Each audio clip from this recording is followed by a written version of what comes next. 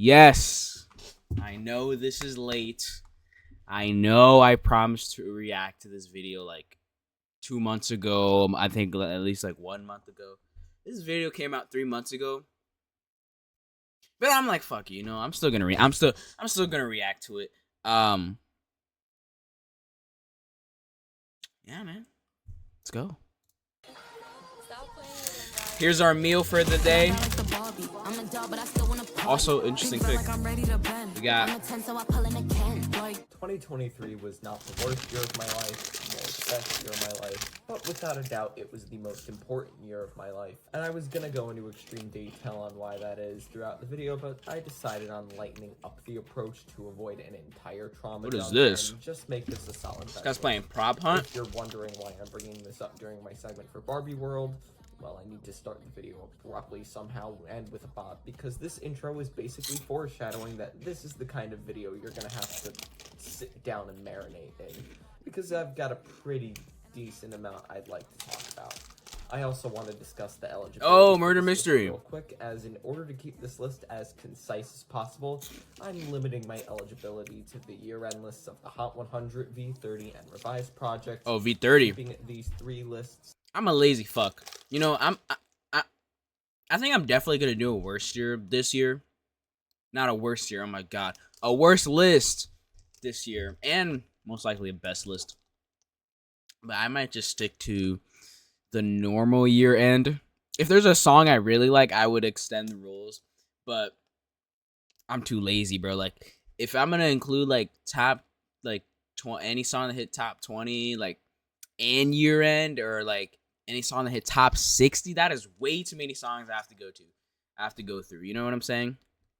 So I would just restrict myself to like the normal, just like year end Billboard list. You know what I'm saying? And keeping it cool. I'm too lazy. I'm going to bypass some of the more retro hits to keep a theme with this list. So don't expect to see songs like See You Again, Freestyle, Christmas Kids. And I'll even rope in Oklahoma Smoke Show to this bunch just to keep my vision for this list intact. I don't even know what that is. Good. Barbie World makes this list to start out on a more jovial tone because this list will be getting serious. And I want to start out fun and with a certified generational classic. And I'm bad like the Barbie. I'm a doll, but I still wanna party. Playing this to start the end credits of the Barbie movie immediately following the gynecologist joke was one of the funniest moments of the year. And this song was simultaneously that was pretty good. a massive inside joke with my friends and also a massive bop. Goddamn. So it gets a spot on the best list. Mind you, this isn't nearly as high of a number 23 cutoff as in years past, but a narrative's a narrative. So play some Skywars, man. What are you doing? Songs will do quite comfortably.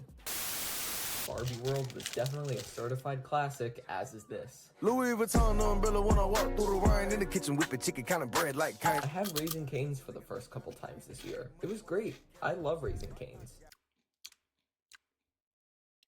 Well, I don't remember what requirements you said. Yeah, I remember that. Yeah, from last year. I don't remember like doing that well. Maybe because I was only looking at the Billboard. Maybe it went crazy on the V30. Who fucking knows? The chicken's good, the sauce is excellent, and the toast is to die for. The fries could be a little more seasoned, but I'm sure they're better away from. No, because I went to Raising Cane's with the idea that they would have a spicy chicken sandwich. But no, I had to get the normal one. It was just okay. There was nothing. There was nothing special about it. You know what I'm saying? Oh, I'm dying. Help. But yeah, it was. The location, Times Square.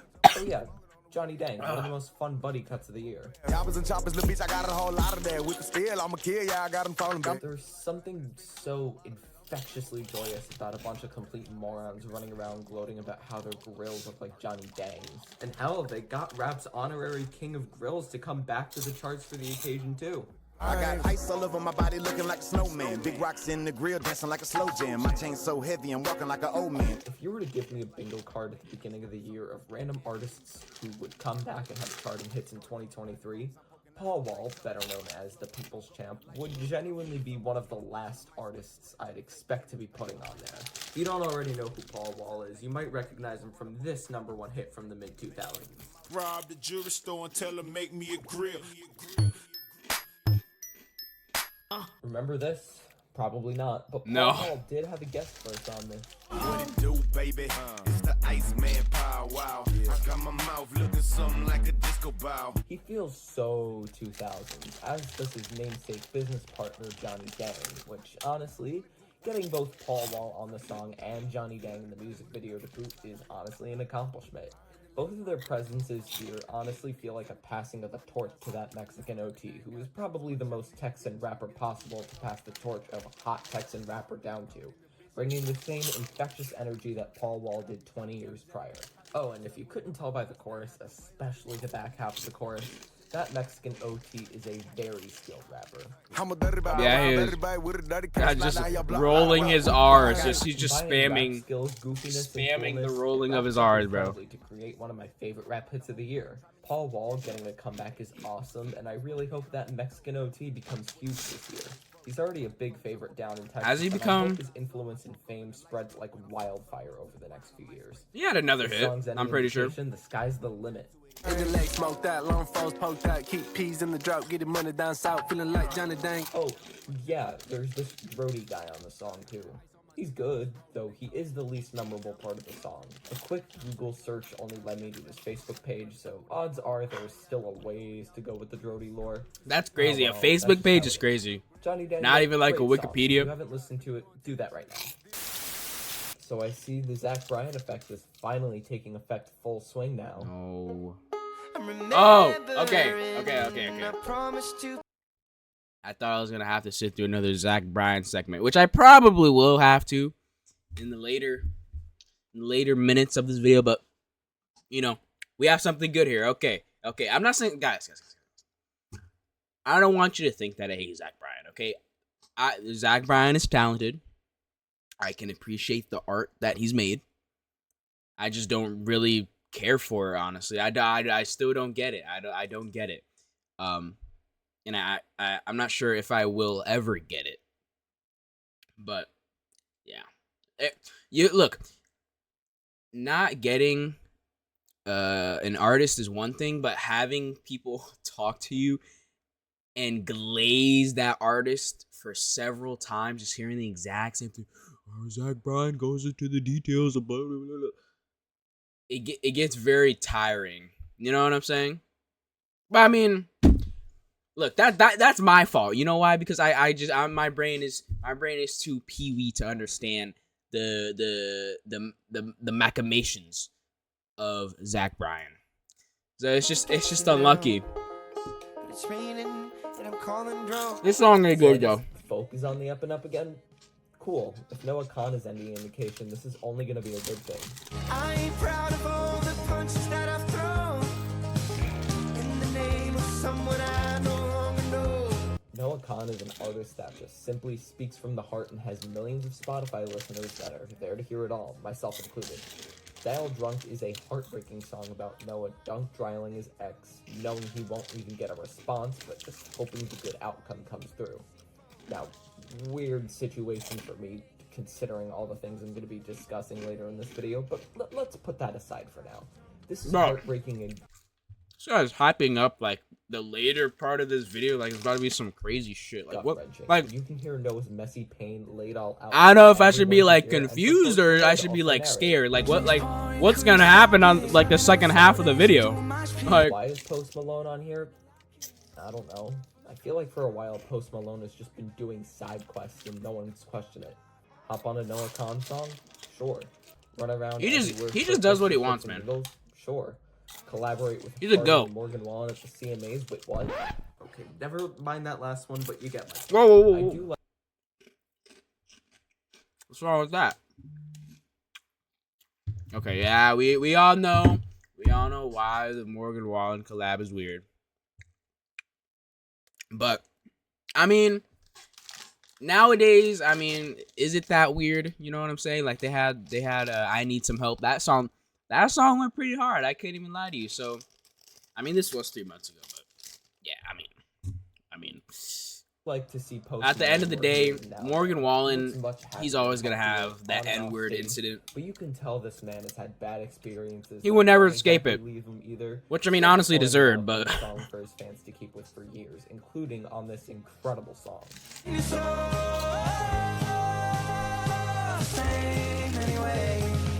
I think a lot of why I love this song has to do with both of these guys' voices. Post Malone's goat vibrato has always unironically been really, really good to That's a me. good shout. It adds authenticity, and it's honestly pretty similar to my singing voice, maybe. I'm not posting my singing voice on this YouTube channel, but I really like Noah Khan's voice too. It's simultaneously rough and raw. Bro, that's like some flight type shit, bro. Like, that's me, like, saying, like, oh, yeah, LeBron's moves really remind me of me when I'm out on the court, like, and then you just don't show it, like, that's funny as fuck. Ah. Like, I know he's not lying, because, like, why would he lie about that? But, like, that's just so funny to me. Like, oh, yeah. When I see Stephen Curry make all those threes, I'm just like, oh, he's just like me, you know what I'm saying? But also smooth and buttery. His voice only enhances nearly all of his music and gives me all the more reason to really root for him.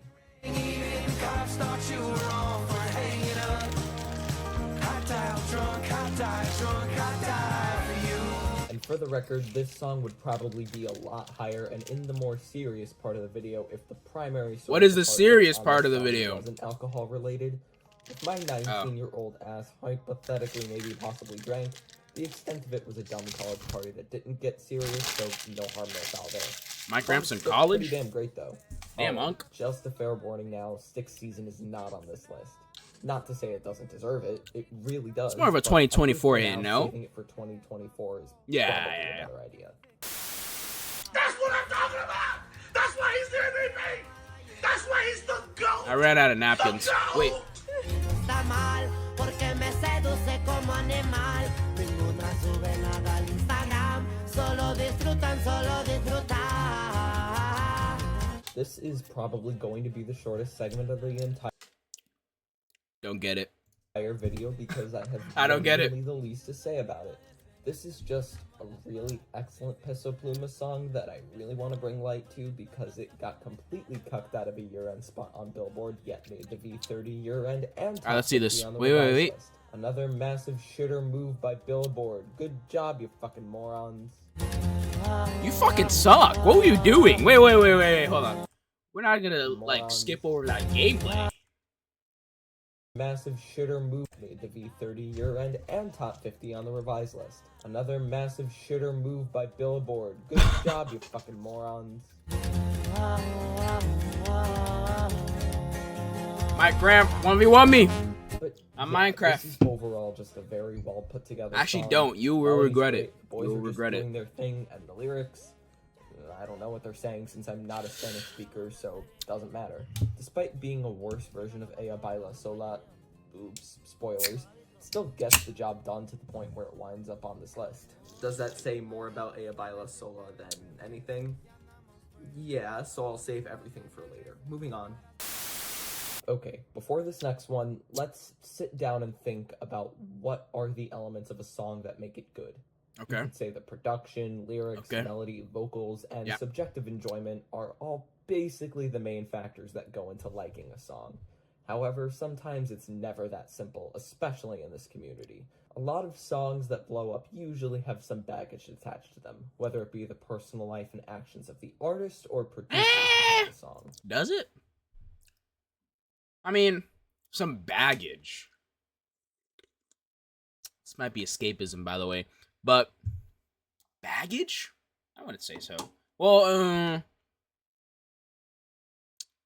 I wouldn't say most songs. I would say some songs. I don't know if he said some or most, but I would say some songs. There's like there's definitely a lot of songs that just like are just pumped out for radio. Like, let's be honest. Like, a lot of the stuff just on the charts nowadays is just fucking either like some TikTok shit or like just like some radio fucking generic ass pop. You know what I'm saying? Like Lose Control, fucking Beautiful Things. Those songs, do those songs have baggage? No. Those are just white dude songs that are filling up time on the radio. That's just how it is, you know. I feel like it's definitely, it's not 50-50. I don't know. I don't know how to explain it, but yeah. But I do agree there are some songs that definitely blow up because, you know, the personal drama or, like, you know, stuff behind the scenes, you know, like the diss tracks going on right now, like, you know, that has more importance than, you know, a lot of the stuff that's being pumped out just for radio. You know what I'm saying? Like, Usually I don't like outside shit affecting a song, but it can either ruin or elevate a song. For instance, the song I labeled the worst hit of the year, Try That in a Small Town by Jason Aldean, took a fucking putrid song and made it somehow even worse due to the human being that Jason Aldean is, the things he stands for, and the things that the song represents. And yes, Jason Aldean's the GOAT, man. I don't know what you're talking about. On a completely opposite note, take Praying by Kesha, which is a fantastic song on its own, but its existence comes from the whole Kesha and Dr. Luke thing, and it being such a triumphant moment for Kesha boosts it into exceptional territory. Okay, I probably got carried away there with this whole escapism. Thing. Hear me out with this one. Despite whatever minor complications surround the existence of this song, like, it's still Fast Car. What? What? What? Fast Car? I didn't know it had, like, any, like, I didn't know Fast Car had baggage. I thought it was just, like, random ass cover by Luke Combs. I got a plan to get us out of here, been working at the convenience store. I need to stop pausing, bro. I completely get why people find this version off-putting. A straight white male country musician covering an achievement of a song by a queer black woman alternative musician definitely raises some questions, but for me, yeah, I'm whatever. not bothered by it Look, much. you can cover anything. You can cover. You can cover anything that you want, man. Like it. At the end of the day, you can do whatever the fuck you want. You can cover any song that you want, as long as it doesn't harm anybody, and as long as the cover isn't shit. You know what I'm saying? So. And that's where Luke Combs succeeds, because, you know, if his cover was shit, people would be even more mad. But the cover is good, see? He gets a pass, you know what I'm saying? Deal of approval, Luke Combs seems to have a genuine appreciation for both Chapman and Fast Car as a whole. And even despite all that, Fast Car is one of the most covered songs of all time. Luke Combs isn't doing anything exactly new with this. True. And I'm sure it'll be all fine when Luke Combs inevitably brings out Tracy Chapman to duet with this, probably at the Grammys, we'll see. Oh, wait, he predicted it. That actually happened. This is probably one of the best Fast Car covers I've ever heard, in that it's incredibly faithful to the original masterpiece while lowering the key just a little bit. Keeping things real though, if the original Fast Car was what counted for this list, it'd be number one. It's a perfect song, and I think every single one of you knows why. All the lyrical, melodic, and compositional elements that make the original Fast Car so perfect is what gets this version on the best list. But if this literally wasn't Fast Car, I don't think I'd like this song very much. It's not that the production on this song is bad, but it's not as passionate, dynamic, and defining as the original. And regarding the vocals, Luke Combs essentially feels like he's just doing a really good karaoke version of a song he loves rather than feeling the words being sung. Tracy Chapman felt like everything she was singing was That's her true. life, and that everything she's ever see, like, experienced look, in her life culminated in that. There's more of, like, a personal, like, fucking, like, you know, like, I poured my heart, I fucking took out my heart and put it into the song. And with Luke Combs, you know, it's more of like a respect piece, you know what I'm saying? Because he's just, look, Fast Car is more of, like, personal experience, more personal, like, pouring your heart out, your soul, and Luke Combs is more passionately and respectfully just covering the song. That's just how it is. I don't think Luke Combs could ever replicate, you know, the heart of the original, but he can at least, you know, make it a respectful, you know, cover at the end of the day. Very moment, Luke Combs definitely doesn't. And a lot of the passion and emotion that makes the original one of the best songs literally ever is simply Well, not there. Yeah, Taking this but from I the feel top like 20 songs of all time the to passion an of the all-right original country is song boosted like by a would be fantastic set of impossible lyrics and a to masterpiece when you put it on sheet paper. replicate. You know what I'm saying? Because like Still a that's 9 out that of 10. song is one of Very, like one very of like faithful version of one of my one of a favorite thing, songs you of know, all like time. There's no purpose in it's calling one it of that one. at all, but it doesn't feel as important or emotional as the original. And plus, I'm gonna take alt pop over country probably any day of the week. What is alt Still, pop? though, it's What is Fast Car, and it's on the best list for a reason. If you want a Luke Combs song that is important, emotional, and one of the best country songs I've ever heard in my life, I hope to God that Where the Wild Things Are becomes a hit next year. It probably is. get It's to the coveted becoming a number yeah. 2 spot on my best list. It's like it's Spoiler alert lingering in in like the advance, top that number 1 60 spot is type shit. already probably locked in to be stick season. What? We'll get to emotionally Wait, what? What do you say? number 2 spot on my best list, which, spoiler alert in advance, that number 1 spot is already probably locked in to be stick season. No. You know why? Maroon 5 will be coming out with a surprise single. They're coming out with a surprise single, and you'll be like, oh my god, I guess I can't make stick season my number 1. Maroon 5 has come back, and they have dominated the landscape again. How tragic. No, but stick season wouldn't be a bad number 1. Personally, for me right now, ooh, this might be embarrassing. Wait, let me think. What would be my number 1? Like as like, ooh.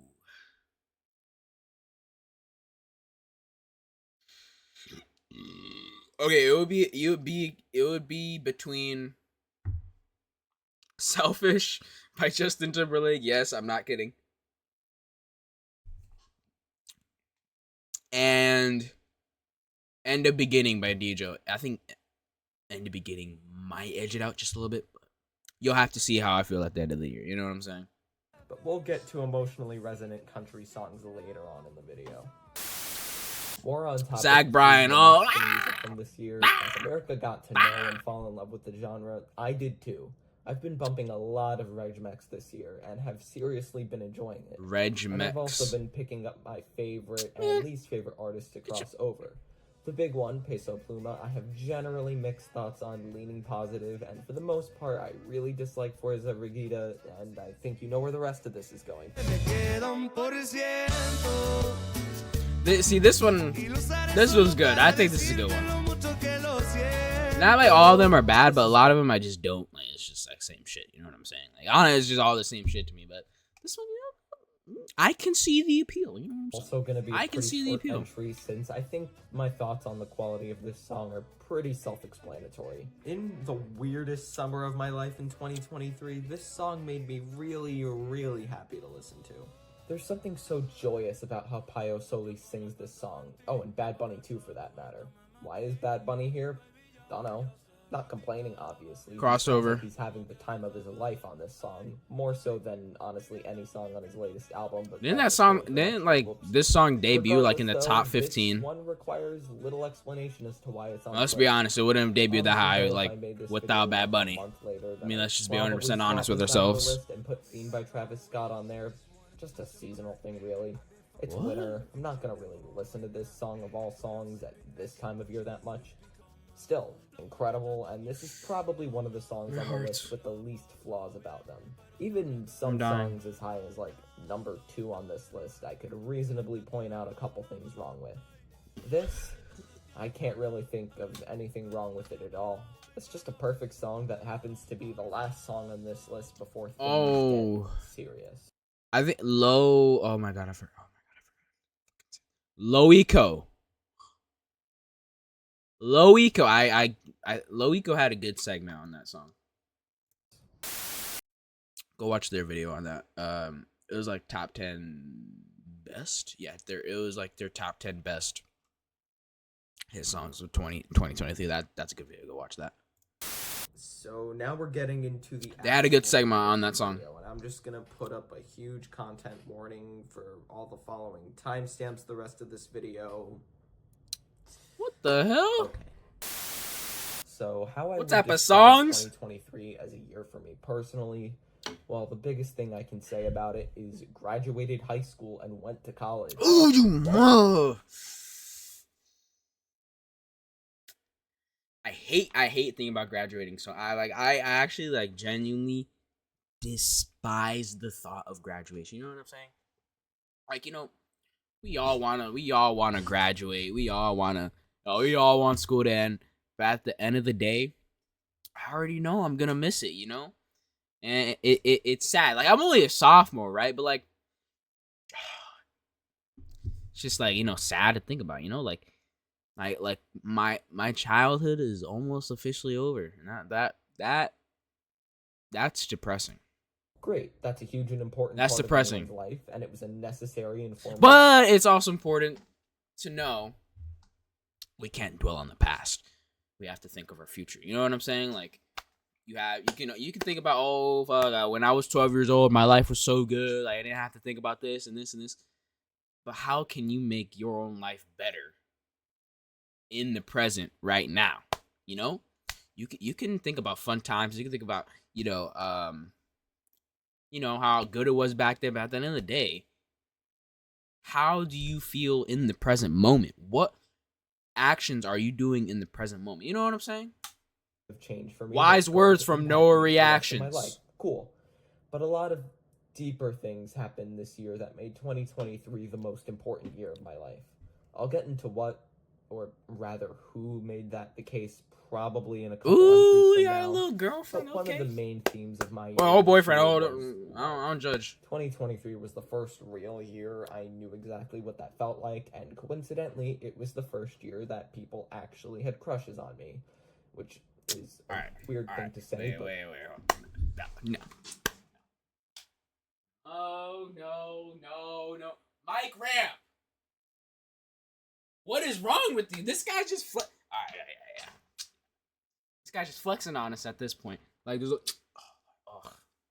this is the first year, you know, like, I was just standing there with my beautiful singing voice, and all these women just chased after me. Oh my goodness.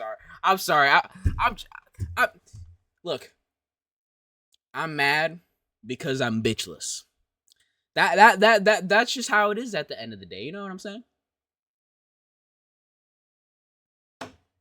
I'm mad. Oh, I'm mad because I'm 5'5". Why, God? Why did you do this to me, bro? No, because this is actually, like, getting me mad. This is actually getting me mad. Why am I 5'5", bro? Like, it's over. It's over for me. Like, and look at me. I'm ugly. Like, I got big fat titties. Like, it. Look. This is why. Like I said before, man. Don't dwell on. I never said this before, but don't dwell on the bad parts of yourself. Dwell on the good parts, but also think about the bad parts and how you can improve them. Don't just sit there and whine. Think about how you can improve yourself. It's okay. It's okay to think about, to be sad. It's okay to sit there and, think about, oh, I have all these problems with me. But at the end of the day, think about how you can improve yourself, and it will make a difference. Wise words from Noah Reactions. Wise words. Like, I can't improve my height, so, like, it's just fucking bullshit, bro. Okay, whatever. Just shut up. Just play the video. Oh, my goodness. Better, and what do you know? A whole big new experience hits me, and especially in college. Holy shit. But enough Alright, about that. like, this guy... Oh, no. This guy is actually flexing on us. I'm not even kidding at this point. Like, this is actually had crushes on me, which is a weird thing to say, but I put in the work to make myself appear and act better, and what do you know, a whole big new experience hits me, and especially in college, holy shit. But enough about Mike Ramp, you're literally saying like, oh yeah, like, fuck, like, I was just, I was with my 6 foot self, and with my John Paul cologne that I put on, and you know the suits that I wear every single day. I go out and all, and especially in college, all these girls are just flocking to me. You know what I'm saying? Like Mike Ramp, that's what you sound like right now, bro. Come on, you're flexing on all of us. What is this, huh? I thought this was the best hit song of 2023, not a flex session. Come on, man. Be better. Be better. Come on, man. that. Prior to this year, I'd never been in an actual real relationship, and you'd obviously assume not experiencing that for 18 years would make you pretty desperate. And lucky me, Look, man, as a 16-year-old with 0 bitches, 0 relationship experiences, 0 I haven't even had my first kisses. Like this shit actually like makes me angry. You know what I'm saying? Cuz like I look at myself and I'm like, I'm such a failure. You know what I'm saying? Like and I know I'm a failure, but I do nothing about it. You know what I'm saying? Like, look, at the end of the day, like I say, you know, focus on the things that you can improve. But sometimes you can focus on the things that you can't improve without improving them, you know? Actions speak louder than words, and at the end of the day, you know, failures like me, I think about all the bad parts of myself every single day. I do nothing about it. Like, look at this, bro. I'm drinking a fucking Coke. What I should be drinking pure fresh water, and I should be doing 100 squats right now instead of making reaction videos. You know what I'm saying? Oh no. Obviously I love making these videos, but like what could I be doing now that's more productive? Probably studying for my AP World test that I have tomorrow. But no, I'm here reacting. You know why? Because I actually love doing reacting. You know what I don't love? Having one day to study for the AP World test. Which by the way, I'm 100% gonna fail that. Even though like that class, bro, what am I yapping about? Just play the video, man. as Oh it my turns goodness. out, most of the girls that liked me weren't the ones I liked. Whoops. With the exception of a couple cases I'll get into later, I was pretty unlucky, hopeless, and desperate, which will probably lead to the single most embarrassing song I've ever cried to. Yeah, I'm not This guy making cried this to up. Cupid? Have you guys ever cried to a song? I don't think I've ever cried to a song. I don't know. Like, look, Mike Ramp. No, Mike Ramp. Look, man. I should be the one who gets to cry, okay? I'm 5'5". You know, it's over. My life is over. You know what I'm saying? If I were to cry to a song, what song would I cry to? Hold on, let me check my playlist real quick.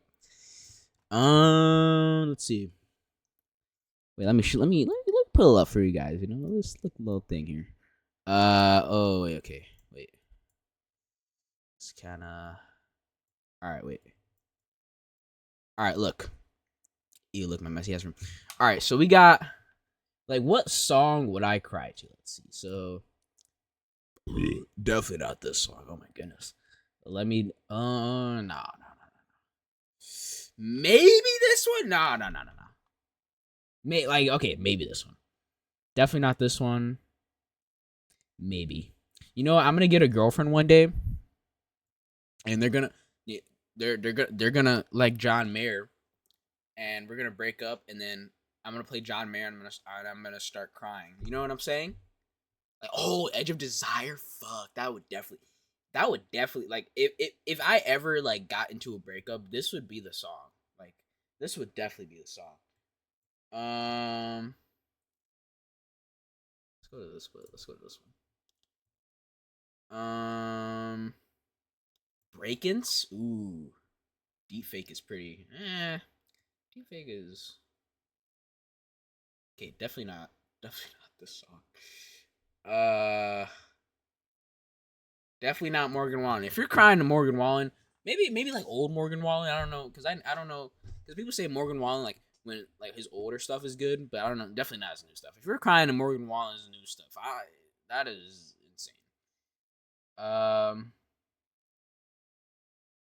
maybe Shelter. Ooh, see with Shelter, like every time this song kind of does make me sad because every time I listen to the song, I think about the video, which like literally like kind of like gets me like teary eyed a little bit. If you haven't watched the Shelter video, go watch that right now. That video is awesome. Ooh, No Such Thing. See, No Such Thing. No Such Thing is one of those songs that make me think about graduating. You already know how I feel about graduating, man. Come on, bro. And the Spins too. The Spins too. That shit fucks me up, man. Man, I just graduated high school. MGK is not making me cry. I need to get rid of this song. I every time this song comes up, I skip it.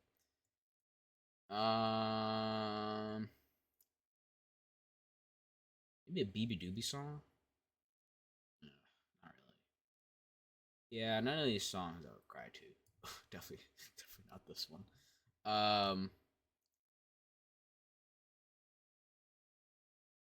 Yeah, none of these. Yeah, none of these are really. It's my recommended. Yeah, none of these. Okay, I think out of all of these songs, ooh, Ceilings maybe. Ooh. Okay, look. Think about this. We're thinking about like the perspective of me like after a breakup. You know what I'm saying? So like what would I cry to after a breakup? I think the highest contenders here are either Ceilings or ooh, Wake Up by Eden.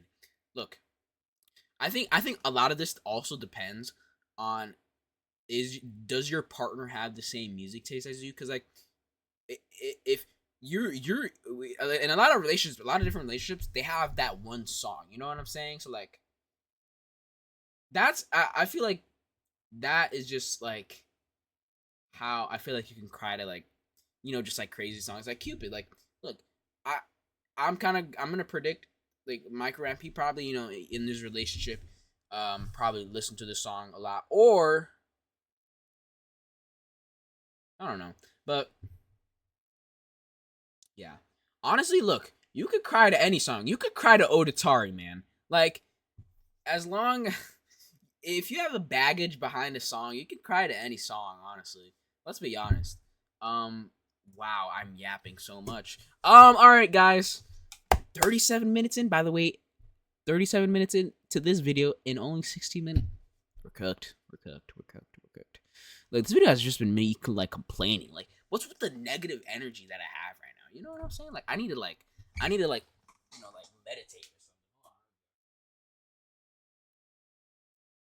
I need to get my water bottle. Alright, bet. Romantic all my life, met you in an autumn lovely day. Giving love a chance is probably one of the worst ideas I've ever had as a human. Yay! The main theme of 2023 for me was being a hopeless romantic all my life, surrounded by couples all the time. Ooh! And I know, every time, every single day. No, because look, bro, every single day I walk into high school. Like, oh, okay. Everybody's chilling, 7, come in at 7:30. Wait, no, I'll come in at 7:30. I come in at 6:45 a.m., you know what I'm saying? Come in, all right. And then as the day goes on, more and more couples just keep popping up every single day. I walk down a hallway, look at all up on the locker, like just kissing up, you know what I'm saying? Every time, my 6th period, every time I go up the stairs, 3 fucking people kissing each other and shit. Like, bro, genuinely, look, I don't even care. Look, obviously I care a little bit, but I don't even care about like. I don't even care about like like the couples like doing that and shit. Like yeah, you can do whatever the fuck you want in your couple. Like fuck it, right? It's just the amount that I see is genuinely insane. I don't know if it's just me. I don't know if it's just my high school, it's definitely not just my high school, but like there are so many just like couples. Like it's genuinely like, I mean, obviously that's normal for high school, but like couples doing PDA. That is what I am talking about. Like, look, you can have a lot of couples in your high school, but you can also have a lot of PDA in your high school. You know, like, bro, one time I was walking up the stairs. There were literally a couple, literally making out. Fucking, he was grabbing her booty and shit. Like, I was like, what the fuck? Like, what is happening? You know what I'm saying? And the thing is, I'm not the same as Mike. I'm not going around like, oh yeah, I need a girlfriend. I need to fucking. I mean, my videos kind of say otherwise, but generally, I'm not like really looking for a relationship. Like, I'm not like, oh fuck, like, oh, you want to like. I'm not talking to multiple girls at the same time. I'm not talking to any girls. Like, I'm just gonna be straight up. I'm not talking to any girls. Okay, but at the end of the day, like, oh, that really triggers something in me. Him talking about just seeing like a bunch of couples, bro. As someone who goes to high school every single day, goes to their classes on time every single day, you always have that route. You have that route for every period. I always see more and more couples pop up. How is that possible? How is that possible? I don't know, and I don't get it. I don't get it, man. And then I see like, and then there's this one couple. They just hug. They hug for like 30 seconds. Look, no judgment. You know, you're in a relationship. You're gonna do lovey-dovey stuff. You're gonna see each other in like an hour. You're not leaving each other. Like they're like hugging like it's the last time they're gonna hug. Oh my goodness, man. I just wanted to rant, bro. Like my school. It's just like a bunch of people kissing. That's my school. Like I don't know what to tell you. It gets very annoying. You know what I'm saying? I look. I couldn't even think of going to my school and being hopeless romantic and being lonely and just seeing all of these people, like seeing like the whole hallway be a fucking meet and greet and everybody's making out and shit and you're all alone. Like, that's sad, bro. I can see where Mike Grimes coming from, man. Like, you as a single man, you know, walking around seeing a bunch of couples and shit, that's gonna hurt your heart. Like, if you're lonely, like, fuck, like, why can I like get something like that? You know what I'm saying?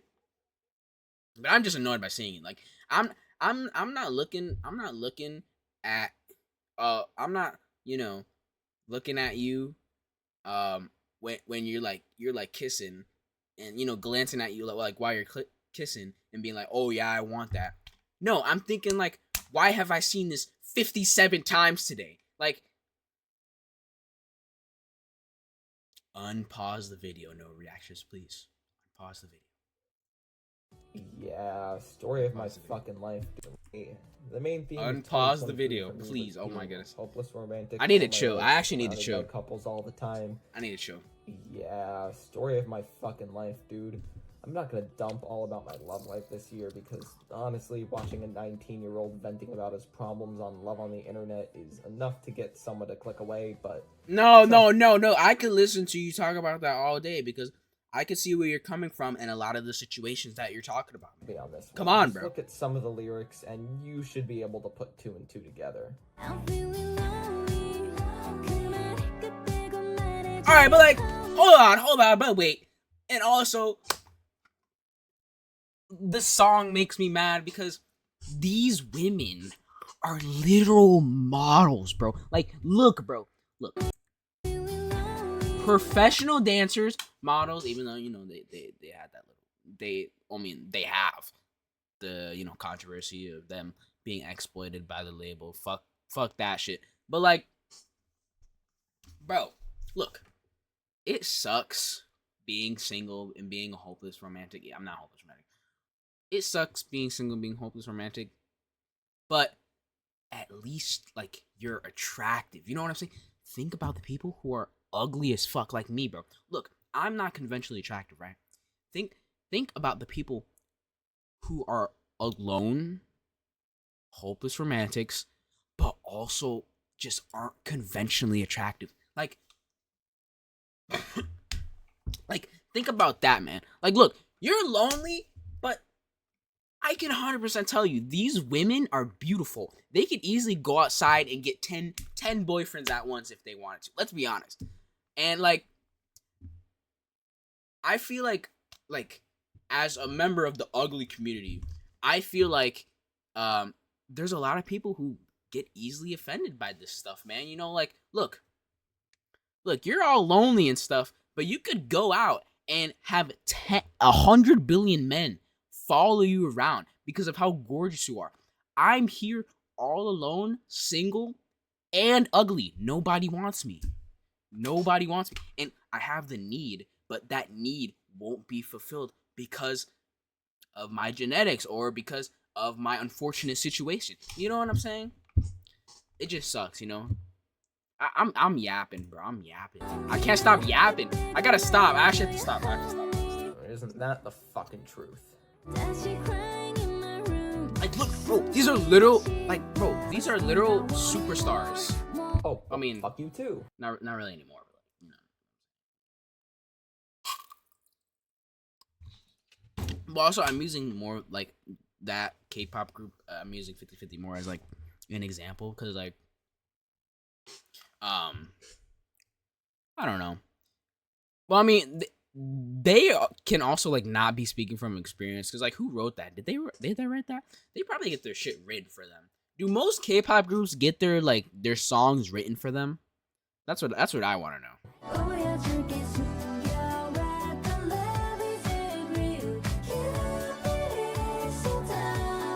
I'm dropping everything else. So is it going to make sense when I tell you that in late June of this year, I got into a relationship I shouldn't have been in out of desperation as a last resort? Oh, okay. I thought he was flexing again, bro.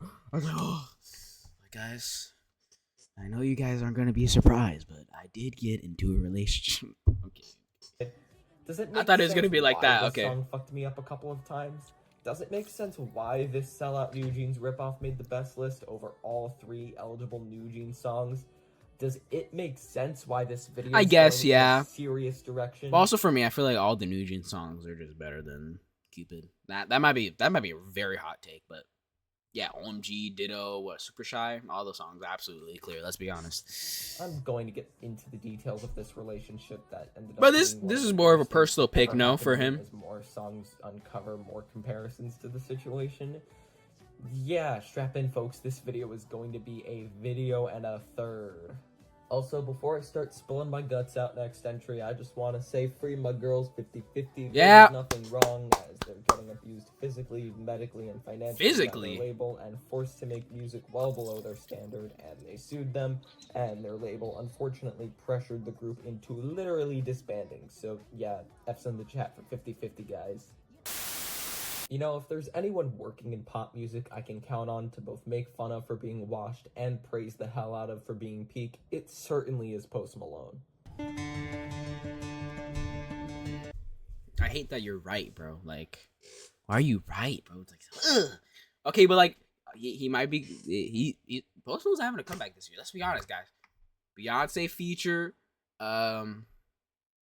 Taylor Swift feature, like. He's getting a #1 hit this year. Like, Post Malone, he might be back. He might be back. I'm just saying. He might be back. Okay, first things first. No, he is back. He is back. Come on. Absolutely wonderful. The guitars are melancholic. But Post Malone was definitely washed in 2023. Like, let's be honest. That Austin, bro.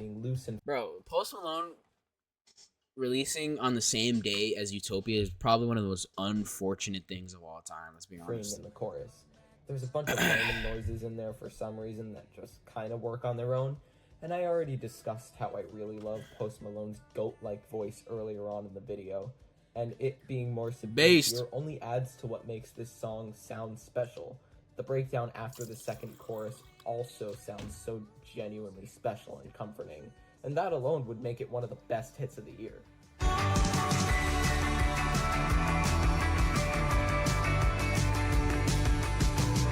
This is genuinely magical. Such a special moment, and I'm so happy that Post Malone is still getting hits like this at this point in his career, where he's honestly become more of a legacy act than anything. Just 5 years ago, Post Malone felt like the biggest hit maker in all of music, and now he's just Post Malone. I guess that's what he wants to be after all, though, and I'm quite happy. for Nah, him. not now. Although This gotta no more age beating badly, around the but bush, whatever. let's get to what It's all really good. gets this song on here. This is my fault for watching this video so late. Should have been watched this video. Being on the receiving end of a toxic relationship as my first real relationship was an experience I'm not even going to wish on anyone, and you always fear being in situations like these, but without going into details on the things she'd do to me, because I'm sure she's watching this video because of course she is. When you're really in these Damn. situations, you feel stuck and don't know what to What do. happened, And bro? Guess what the fuck was one of the most popular songs on the radio when all of this was going down? Ready to make a change. Turn around and fuck out all my brain. I think I kind of interpreted this line differently from the way it was originally intended. I'm pretty sure Post Malone is implying that every time he tries to break off, he ends up having deep sex that allures him back in, and in my case, there wasn't No, any that sex, means rather emotional no. manipulation Post Malone that, means what he well, means. fucked up my brain and kept me in a situation that was bad for me, and kept me in a never-ending spiral of ruin.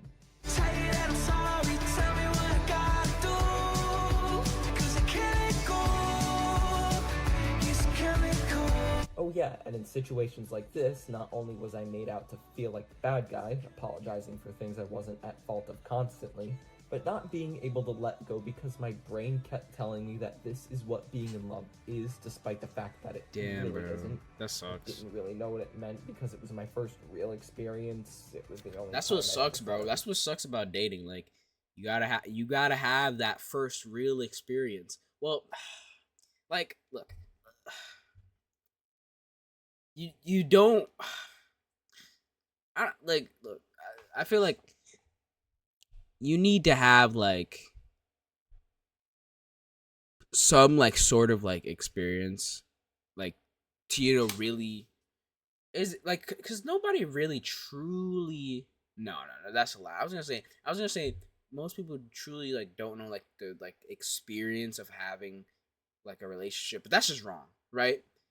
And that's what really sucks because if you're having like one of your first relationships, like sometimes you don't really know what you're doing, like you think like, oh, is this right? Like, am I doing this right? Am I making my partner comfortable? Like, am I making them uncomfortable? Like, am I doing this wrong? Am I in the wrong? Am I at fault? Like, I feel like that is what really sucks about first relationships because at the end of the day, you don't really know what you're doing, and that really sucks balls.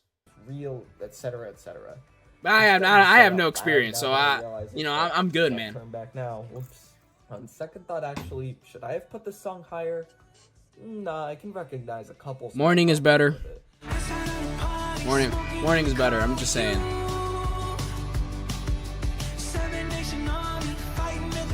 For one, it's not inherently resistant to overplay, which did make me change the station a couple times when it came on, mostly out of fear of it shrinking on me. And additionally, the song just kind of ends after that magical bridge breakdown instead of having one final chorus to really drive it home. The song kind of feels incomplete in that regard, but like, That's what a lot of his songs kind of felt like, I especially feel like this Morning. makes number 16 a good placement for it. I don't know. Morning ended way too early. Another big theme of 2023 for me was self-worth, figuring out who I was. I went into university this year with the intention of getting my filmmaking career going, and I still wholly want to do that.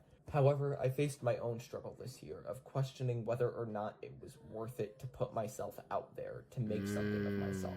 Questioning whether or not I could do it. Questioning who I really was to the world. Questioning if I was good enough. Questioning, well...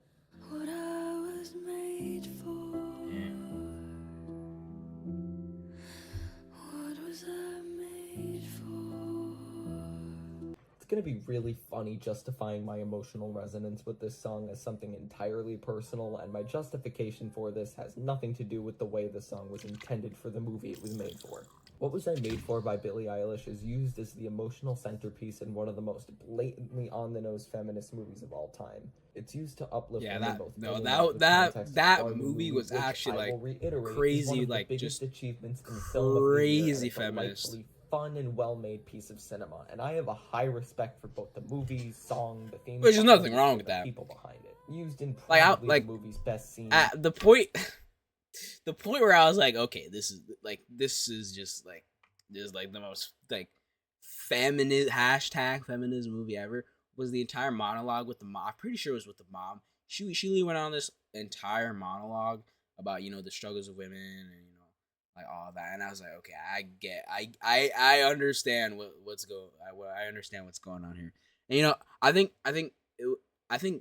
the Barbie movie was a better experience, especially because, you know, I watched it, you know, with my mom. You know, and we talked about, you know, the experience of, you know, women, especially, you know, as she is getting older. Well, okay, well, that's a little disrespectful, but she is gaining in age, and, you know, her experiences as a woman, and I feel like, you know, it definitely, you know, gives me another more respect with the movie. But I mean, it wasn't for me. At the end of the day, look, man. That movie is more for empowering women, right? As you can see, I am not a woman. So, you know, honestly, look, Barbie was good, but I'd rather go watch Fast and Furious 10 Part 2. When is that coming out, by the way? Did it say 2025? I can't wait for that movie to come out. Did the gang die? I want to know, man. They hit that side of the mountain. Did they all just die? Like, what the hell, man? If anyone is a Fast and Furious fan, just know that I'm with you, okay? We need Fast and Furious 10 Part 2. Please, whoever makes those movies, Sony, I don't even know. Please, just come out with it already, man. You're taking too long. Overall, just a completely How- crafted masterpiece. See, like I'm still yapping. Look, I'm yapping about how I'm yapping. Like how do I just like do that? You know, like how do I go from, you know, like women empowerment Barbie to like fucking cars exploding and fucking helicopters exploding in mountains type shit? Like, look, man, I could yap for hours. Like, I'm not gonna lie, I'm a professional yapper at this point. Like, musical it's actually genius who, crazy. After all these years making music, I need to still stop, got bro. that Bro, my video's at 57 minutes and it's only been 20. I actually spark like need that to made stop. her such a bright new star in the first place. Billie Eilish has still got it. Her hauntingly gorgeous voice amidst the bare echoes of percussion by Phineas pulls all the grand punches despite being minimalist and soothing. It's like if Margot Robbie's interpretation of the Barbie character had her own When the Party's Over, and it's fucking wonderful. When did it end? All the enjoyment. I'm sad again. And yet, the actual intended purpose of the song being made to show the highs and lows of womanhood, as admirable of a subject matter as it is, has nothing to do with my subjective enjoyment of the song. I mean, I kind of like said that with 2023 Barbie. was a year for me of questioning my worth as a young man with goals, hopes, and dreams. Graduating high school, figuring out who my real friends are, dorming. That shit really fucks you up, my no? artistic ability, Just my growing up talent, in general. and trying to figure out what makes me Mike. But yeah, this is one of those songs that clearly wasn't meant What for makes me, you but Mr. has Ramp? sentimental value even with that said. And I respect the ever. Is his last name actually Ramp? Listen. Now I'm That'd be a sure crazy that last some name. People might be shocked that this highly acclaimed song isn't any higher on the list. And I'm sure you're wondering what could possibly top I'm honestly glad because I've seen so many fucking segments of best list of that song at this point, and it is basically just the same thing every single time. Like, I'm not gonna lie to you. You know who did have a good segment on that song? Lizette G. Go watch their best list. Oh my god, why can't I think of that? Best list. up this masterpiece. Yes!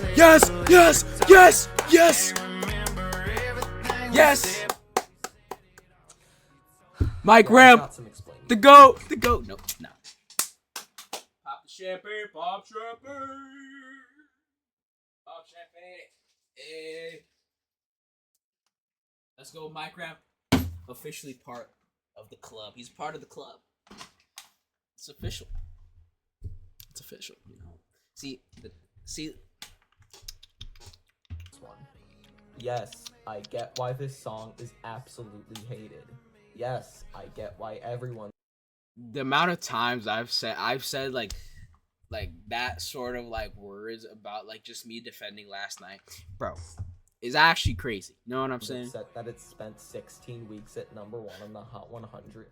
It shouldn't have spent 16 weeks on the Hot 100. Goddamn, 22 weeks at the top of At the number 1. even with its points deducted due to age. I get why everyone is upset that a bare bones pop country single made by one of the most frustrating musicians in the mainstream right now got played literally everywhere all year and is now one of the biggest hits of all time, Billboard and otherwise. I completely get why for some people, hearing this song in public all the time makes them want to lose their shit. I get all of the hate towards this song, Oh my god, bro. Morgan Wallen, and towards the success that it's received. Yes, Mike, say it. Say it. Something's telling me this ain't over yet. If you saw the comment I left in Sean and Ethan's fan ranking for their recent top 20 I did ranking, not see I that. said that this song spawning in everywhere I went this year provided me a little comfort, and despite the absurdity of fucking Last Night by Morgan Wallen doing that, yeah, I can't say It that goes that hard. isn't It goes true. hard. First off, I can't deny a pretty decent guitar lick when I hear one. I just can't help that. The trap percussion isn't really as distracting as much as it is in all of the worst Wallen songs, and his vocal performance here is chill enough to the point where it doesn't become too overbearing. Yeah, it's a nor does it chill hinder song. What he's trying to say. Obviously, what Morgan Wallen is trying to say in this song makes him come across as the bad guy and a shitty boyfriend, but the much better That's alternative most to of his Wallen has made songs. his whole career off of being the shitty Let's be honest. boyfriend, Well, I so mean, it's most left of his to new give. stuff. Do I also get the vibe here that Morgan Wallen doesn't realize he's being an asshole on this song? Yeah, and that doesn't make it excusable. However, when I hear the words being sung into my ears, I hear a recollection of the last night that I had to put up with what she was putting me through. Damn. Love to fight, and I say shit I don't mean. When I think of specifically what happened the night of September 1st, 2023 between me and her, I think of her picking a fight, saying awful things to me, and me Yo. being a little more This shit than is blunt real, about bro. fact What the that hell? I didn't want to deal with the things she was putting me through anymore. But for those of you who know the full context, can you blame me?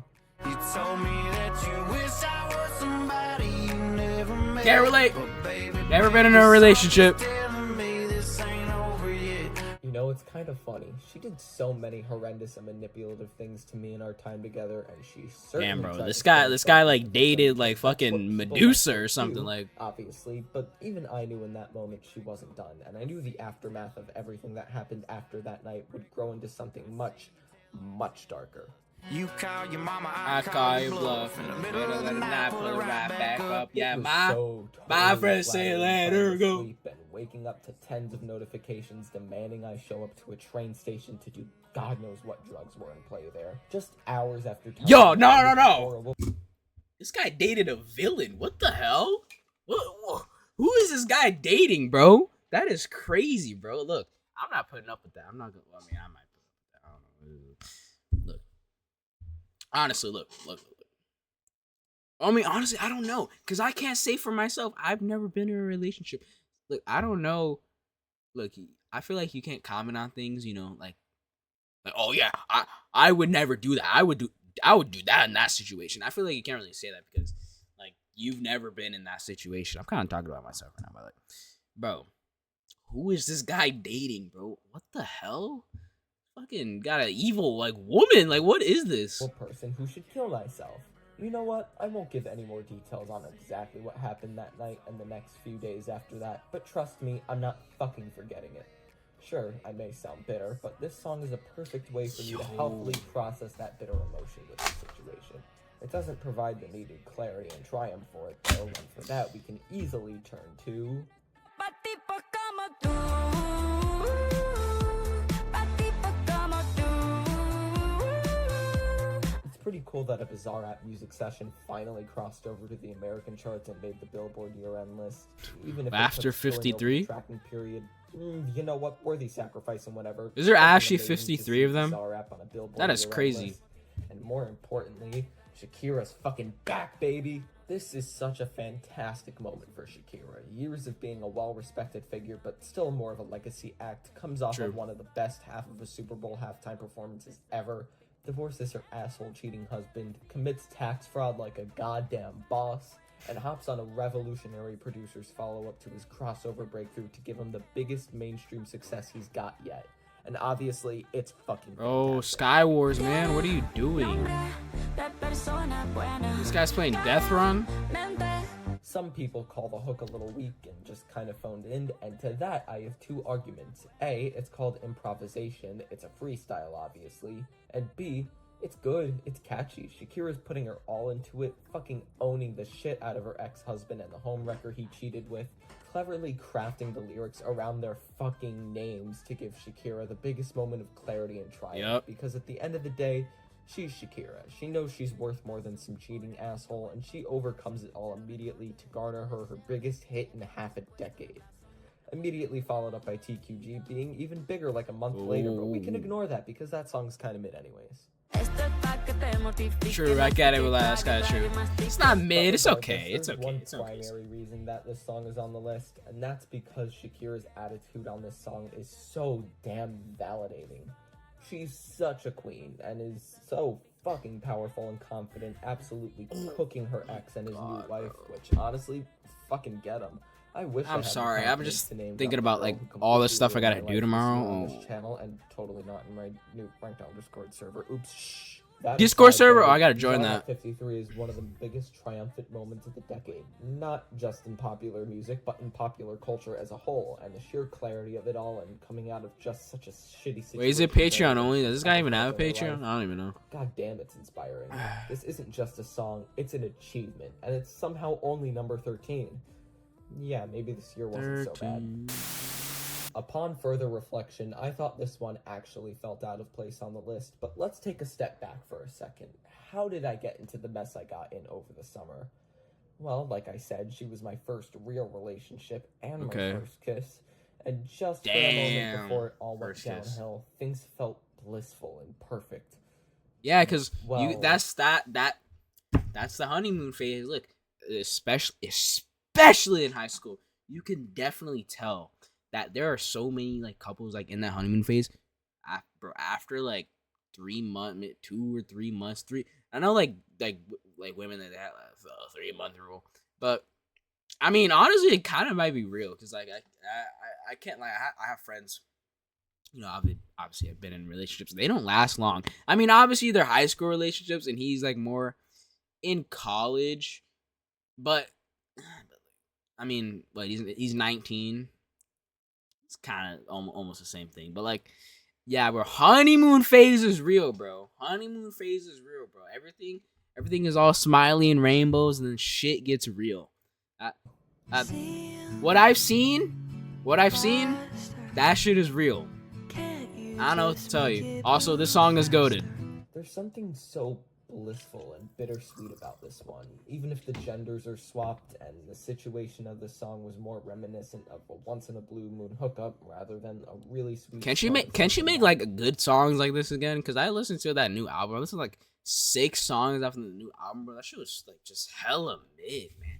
I also tried listening to like the album that this was off of, bro. It was just not that good. I don't know what to tell. I don't know. Maybe she just like kind of really like peaked with the song, but like, can she make some like good stuff like this again, please? Like, went please. so south so quickly. I don't need to Also, go she's into bad. great detail on the lyrics here. Nah, I'm sure most just people say- watching this video have heard this song at least once and can Yeah. grasp what the song is about after Yeah. literally one listen. About a hookup that seems blissful and beautiful at first, but then evolves into something that won't wind up going anywhere. And the simultaneous meaningfulness and meaninglessness paints an absolutely haunting and heartbreaking picture of someone who finally feels like they found love they've been searching for years, but falls just short of it as it becomes yet another case of false But it's hope and going not back to the real. drawing board. Yeah, can you tell why this You one don't hits? exist. So short, then you're driving me home. Man, why should? And I don't Bro. wanna leave, but I have to go. Although this song would not be on this list without the way it sounds, and yeah, white girl ballad's gonna white girl ballad, this one fucking crushes the soul. It's It's probably a good thing that this song reminds me a great deal of Phoebe Bridgers, meaning that the song That's is what everyone probably going says. to be depressing and sound just like I don't think I've ever heard a with the cooing Phoebe guitar Bridgers chords, song, the unless like vocals that whisper she had like a song beautifully that blew up hard on to TikTok hear, one time, which and then the is second probably verse the kicks in case. with a booming bass drum and gradual crescendo of the guitars and vocals, and the final chorus kicks in with the sweeping violins, budding harmonies, and the loudest whisper I think I've ever heard in my life. But it's not real, and you don't exist. This is And one I of the most can't heartbreaking recall moments the in last pop time I music was hit or not, kissed or and something. I it forgot the was lyrics. full heartbreaking and genuinely perfect. I mean, listen to the violins after the climax.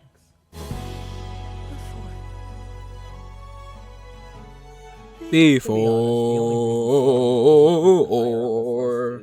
Why? Honestly, just because I'm a dude and I relate to sad white boy songs a little more than sad white girl. What? No, that's a bad reason, bro. Like, sorry guys. My OBS just cut off because I ran out of space on my computer. Whatever. Anyway, like I was saying, yeah, I don't know. I don't know. Maybe. I feel like that reason. Well, I think with the song. There's a lot of songs that you can kind of, relate to yourself. But I mean, I guess I can see where it's coming from. Yeah, I've never been in a relationship. I've never done anything. But that song is still, it still hits hard. It's a little, it hits you in the heart a little bit. You know what I'm saying? Maybe for me, because I've never been in a relationship, like it doesn't like truly hit hard, but like for me, like any gender can really, sell the heartbreak. You know what I'm saying? No? Okay. We'll get to a bunch of those once we hit the top 10, but fuck it, let's just throw in one more white girl ballad while we're at it. 'Cause I've made some real big mistakes, but you make It's good. yours It's good. look fine. Not better than Ceilings. Definitely not better than Ceilings. Strange. But First off, no, but this song, no, because like this song, yeah, So please I can see- marry I me can see- right now. I can see. Second of all, I agree. Wait, no, wait. She's not gonna marry you. She's gonna marry me. Mike Ramp. The hell?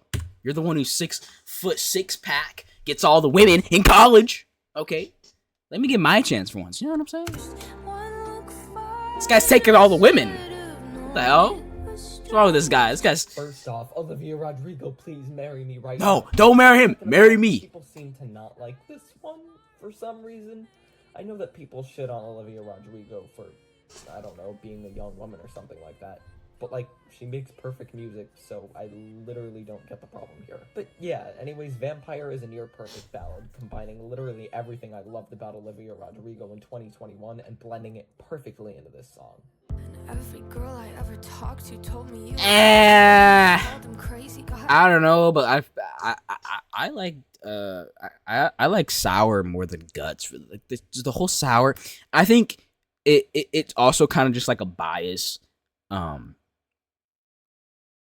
but like yeah, like maybe like it might be like a time bias, but like Sour was just so much better than Guts. I don't know. Maybe I need to listen to Guts again, but I don't know. It just wasn't. It just didn't feel as authentic as Sour. I'm not saying it wasn't authentic, just not as authentic as Sour. But Vampire is good, but I don't even think it compares to any of the singles that came out on Sour. I don't think it compares to any of them. Like those 3 singles, I think 4 maybe. The 3, Deja Vu, Good For You, Driver's License, those songs absolutely clear every song on Guts. Like, let's just be honest. And the deluxe edition of Guts, those songs just absolutely clear. Like I hate the way that you that call might me be a crazy too. bad So take, if we but want to apply this I don't know. sad song to my sad situation. Yeah, I already sucked the knew. life out of me and all that. Yeah, makes sense. I wasn't leeched off of for my non-existent fame nor my body, but pretty much all of my energy and will to live was sucked out by this. Wait, what do you mean, Mike Ramp? You're famous as hell. Scary-looking figure of a woman, More famous than me. Dry like a goddamn vampire. Come on now. But more importantly, back to Vampire. I'm honestly gonna just call this a near perfect Halloween song, even outside the title. But don't these chords just sound Halloweeny to you? Yeah, they do. They do.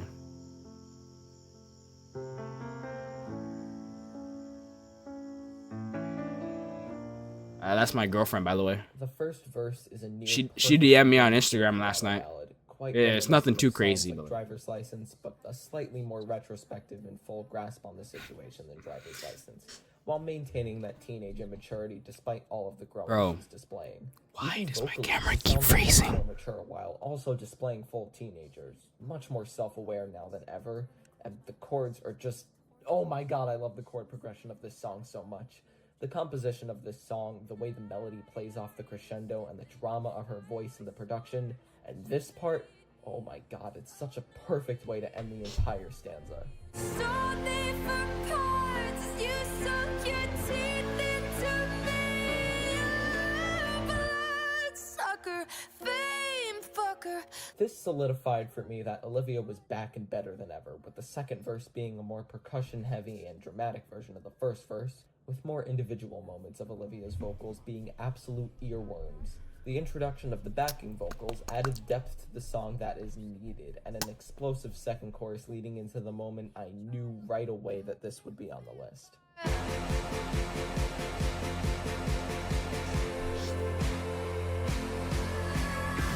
Perfect, just absolutely perfect. What a phenomenal bridge. Nah, that And shit the is final fire. chorus featuring a separate vocal take than all the other choruses adds to the dramatic crescendo the entire song has been building up to, all leading to a triumphant Understand.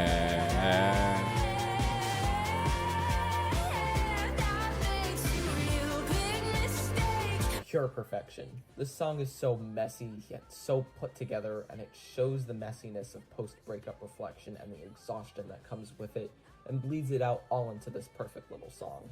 This song pretty much solidified for me that Olivia Rodrigo is the artist of the 2020s, and of all the acts to break out in 2019 or later,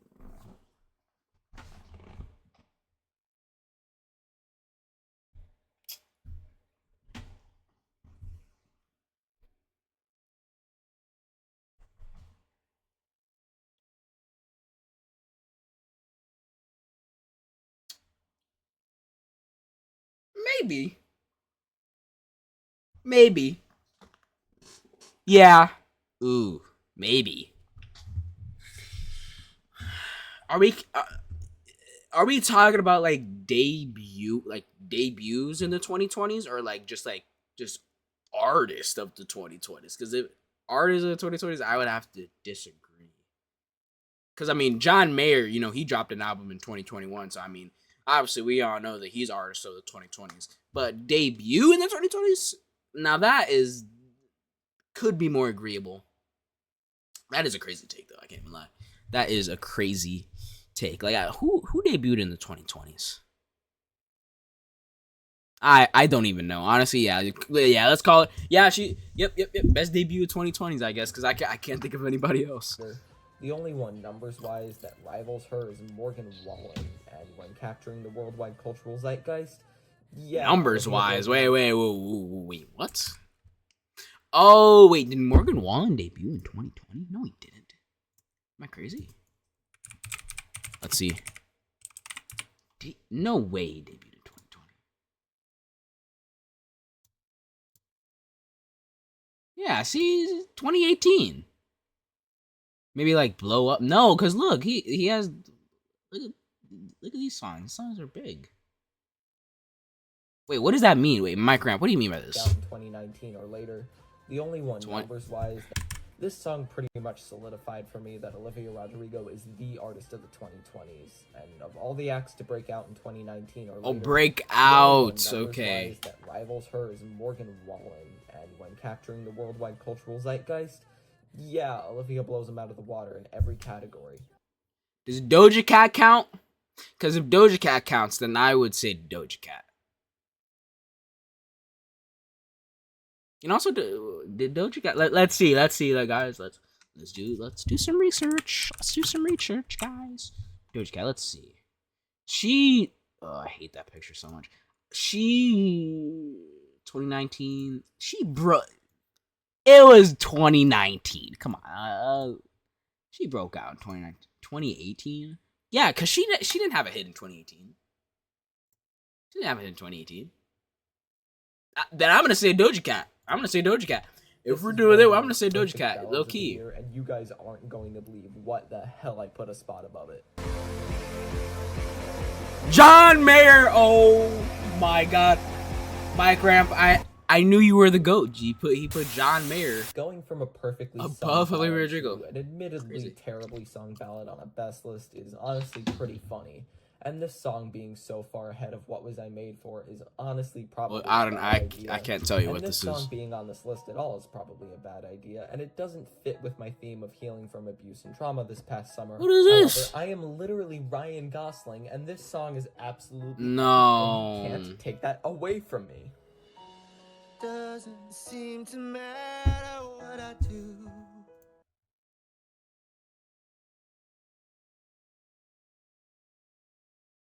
What?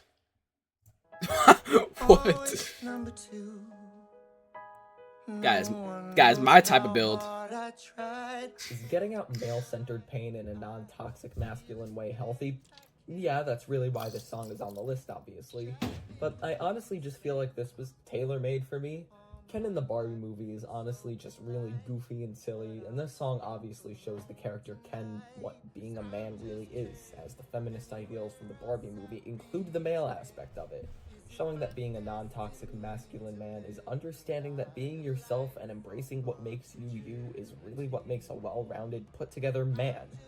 Obviously, I've known this for years, as I've been a male feminist for a very long amount of time, and while this song beats the listener on the head with its message of what it means to be Ken, or a man, which is to just be yourself, and that makes you wholly valuable, it's still not only a good message, but a goddamn great song, too. I mean, true.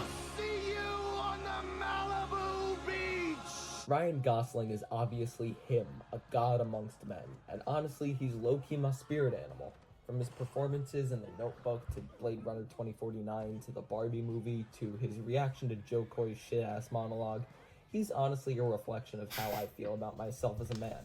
A courteous, respectful man whose main traits on the outside are goofy, silly, and charming. while I'm more of the Andrew Tate type man, but you know, it's really okay. Only non-toxic straight guys kind of get. Honestly, I think calling Ryan Gosling the epitome of a non-toxic straight man and looking up to him as a figure is probably a good thing. He's proven to be one of the least problematic people in all of Hollywood too, so what gives? But aside from all Nah, that, everyone in I'm Hollywood not eats actually babies, bro. embracing Come on. that I am truly enough as a man. I'm just Ken as a people fucking not Ken know is a this? 11th hour musical number, and that's also mainly why I love it so much. I wanna know what it's like to love, to be the real thing. Obviously, everything I just talked about is what I exert my energy into while listening to and singing this song. It makes all the lyrics hit harder, and Ryan Gosling's goofy vocals, coupled with the extremely overdramatic production, make it Oh, that would absolutely hurt. perfect. You all have heard the song, you all know why it's absolutely fucking epic on all fronts. Not true. The absolute Yeah, I power mean, of it this is song epic. I makes mean, it one of the most fun and enjoyable listening experiences of the entire year. To all my other straight homies watching this, don't tell me you listen to this song and don't immediately feel the urge to beach off with your homies. Wait. what did he just say? But yeah, sound-wise, this is perfect too.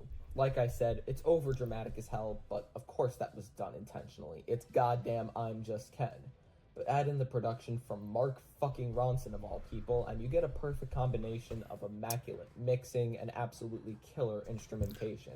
From True, the killer honestly. guitars to the piano chords, to the percussion, backing vocals from all the other Kens, the sweeping battle theme, and debatably the best part of the entire song, the Kenning awesome dance break. This is perfect. I mean, holy shit, everything about what I'm hearing and seeing is just, oh my god, it's amazing. I cannot deal with all this Kenergy.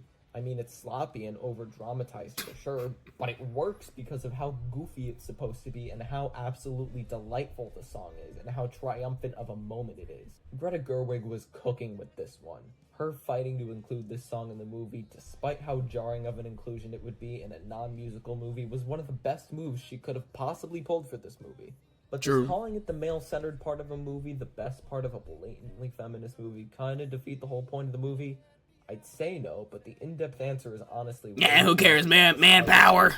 Who cares, manpower, bro? A lot of yapping to truly find the answer. But should I? We interrupt this programming to bring you Boys a Liar Part 2. Take a look inside your heart. Is there any room Look, for me? man. I won't have to. Bro, come on, man. Like, I was trying to hide them, but guys, these are both of my girlfriends. Like, I don't know what to tell you. I don't know what to tell you. Guys. Mike Ramp, are you kidding me? This guy just exposed both of my girlfriends on his best list. What the hell? Hold my breath till you get down. Why would you do that? This has absolutely nothing to do with the general theme of this list being about healing from trauma and understanding my value as a person and all that. It's just on the list because it's literally Boys a Liar Part 2. What other explanation do you want? What's the point of crying? It was never even enough. Did you ever want me? Oh, like, I'm sorry, but like, can just like a 30-year-old woman goddamn model just groom me already? Okay, look, wait. Pretend I never said that. I do honestly believe that Pink Pantheress is the standout here.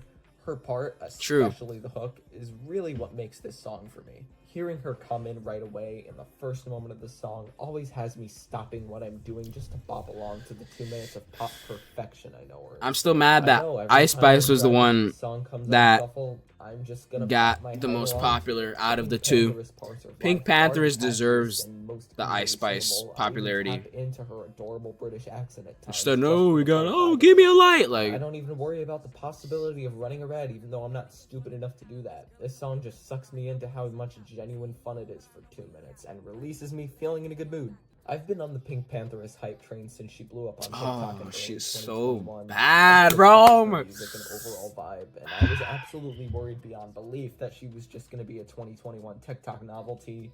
And then she went viral again. I thought that too. I thought that Became too. One of the biggest memes of the year, and suddenly she has a #1 hit literally everywhere but the Hot 100 because ha ha ha radio. But yeah, I really don't need to explain why this simple little pop cut is such a perfect pop song. It's not only calming and cute, but hype and fun. And Pink Pantheress should True. get more hits because nearly all of the songs are like this. A mix of adorable and hype, creating such a unique vibe and artistry around her that whenever you hear a song of hers, it's instantly recognizable and almost as good as Boys a Liar. Okay, fine, I'll talk about the spice. He say that I'm good enough. Cover my think about shit that I shouldn't know. Okay, I'm gonna stop pretending what the main reason this song blew up was. It was because this remix dropped. Yeah, Ice yeah, Spice yeah, memes, yeah. and this is the Yeah, most yeah, Ice yeah. Spice work she's ever done. Catchy, funny bars, her laid-back vibe, her knack for incredible production, her goofy-ass Little Orphan Annie hair. It's no wonder Ice Spice blew up the way she did, honestly. She's not the most skilled rapper alive, but she's certainly a marketing genius, playing up to everything about her to the point where she went from the woman who made Munch to collaborating with Taylor Swift and going to the Met Gala in a matter of months. I was drawn to her immediately for her laid-back, pure New York vibe, and she just seems like... Are you sure you were drawn to anything else, Mr. Ram? And her verse on here is absolutely iconic. Nah, too. I'm kidding. You all know it. I don't need to detail it. Everyone knows every word to it. And you all know why it's iconic and how it sent Right. Ice Spice from a TikTok in-joke to A-list star overnight. But yeah, that explains Boys a Liar, really. Yeah. No real personal Yeah. risk here, just a fucking awesome song. But Oh. getting back What on are you topic, doing? specifically going back to September 1st, 2023, I'd already pretty much broken it off, but college had just started, and by total coincidence, our dorms were placed pretty close in proximity. So why did I poke the bear one more time? Bad idea, right? Well... Haven't heard from you in a couple of months, but I'm out right now and I'm all fucked up and you're calling my phone, you're all alone. First off, Olivia Rodrigo seeing me tonight is a great idea, right? She No! should totally do... Okay. No! Stop, Mike. That's she's mine, bro. Like this guy's like, this guy is like such a player. Like like we get it, bro. You get all the girls flock to you. Like, come on, man. Like, give me something, you know? Like, But besides that, yeah, this song is immaculate. The production is incredible and genuinely makes fucking sense to call a wonderful rock song. Olivia's bratty attitude on this song shines through here with a bunch of personality and endless one-liners. Let's do this part search and rescue style. And you're calling my phone, phone, you're all Search and alone. rescue. Some undertones, and I know we're done. I know we're seeing you tonight. It's a bad idea, right? Fuck it, it's fine. Yes, I know that he's my ex, but can't two people reconnect? I only see him as a friend. The biggest lie I ever said. Now I'm getting in the car, wrecking all my plans. I know I should stop, but I can't. But I never said where or in his jeans. I pull up to your place, and I'm sure I've seen much hotter men, but I really can't remember when. And those are just the best of the best. This is probably the most quotable song of the entire year and the one that has me screaming the most. Every time this comes on, I scream every single lyric to it. It's infectious, it's hard, it's powerful. Am I the only one? It's an excellent way to get pent-up rage out It's a for the good night song, that but essentially got ruined. And you know what? I always While thought it's a Vampire good was better song, than fucking than playing this in my head, this song. I'm simultaneously Like, it's not bad, an idiot but and a genius.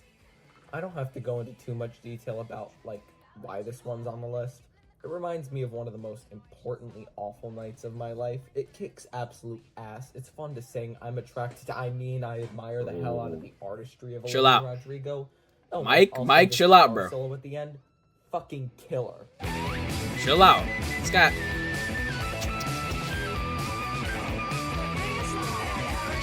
Olivia Rodrigo has made so many amazing teen pop, pop punk, pop ballad, pop etc. songs since her breakout, but this full-on rock and roll song, yeah, this is the one. This is her best song, and I can say that pretty confidently.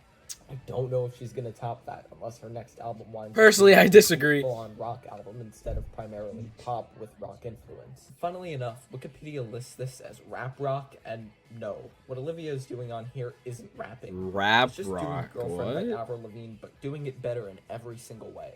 I also love how self-aware this song is, which kind of validates the idiotic decision I made that night, and the reason why this song gets the coveted 10 out of 10 rating.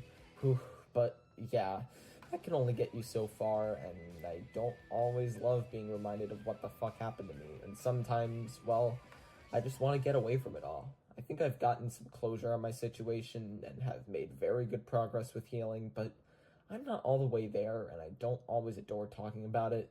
I'm bringing it up a lot in this video because those events were super important to my life, as is the Right, music like that you're gonna surrounds me right. Like you're gonna have those outside experiences are gonna affect the likability of certain songs. But I don't Makes always sense. like doing that. Sometimes I need a break from the shitty things in my life to see basically where getting away from it all takes me. And thus, ladies and gentlemen, the beginning of the third act of this video, the healing part, aka the Zach Bryan exists and is amazing for it part. Take me down a road that's a little bit windy. No, please. Place they still put sugar in their iced tea. I'm so fucking happy this guy is one of the biggest names in all of country music. And it's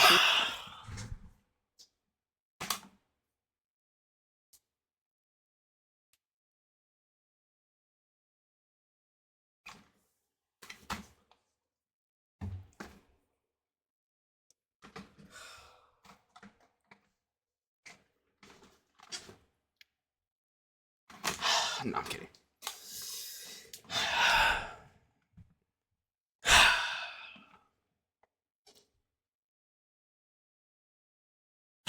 Okay.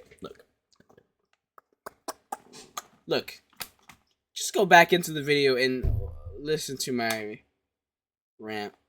And it wasn't a rant. It was more of a side rant. But look, I don't get it. I just don't get it. I don't get it. And then like, it's okay. It's okay.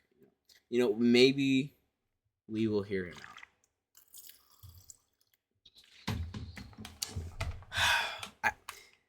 Maybe like I need to like being in like a certain place to get Zach Bryan.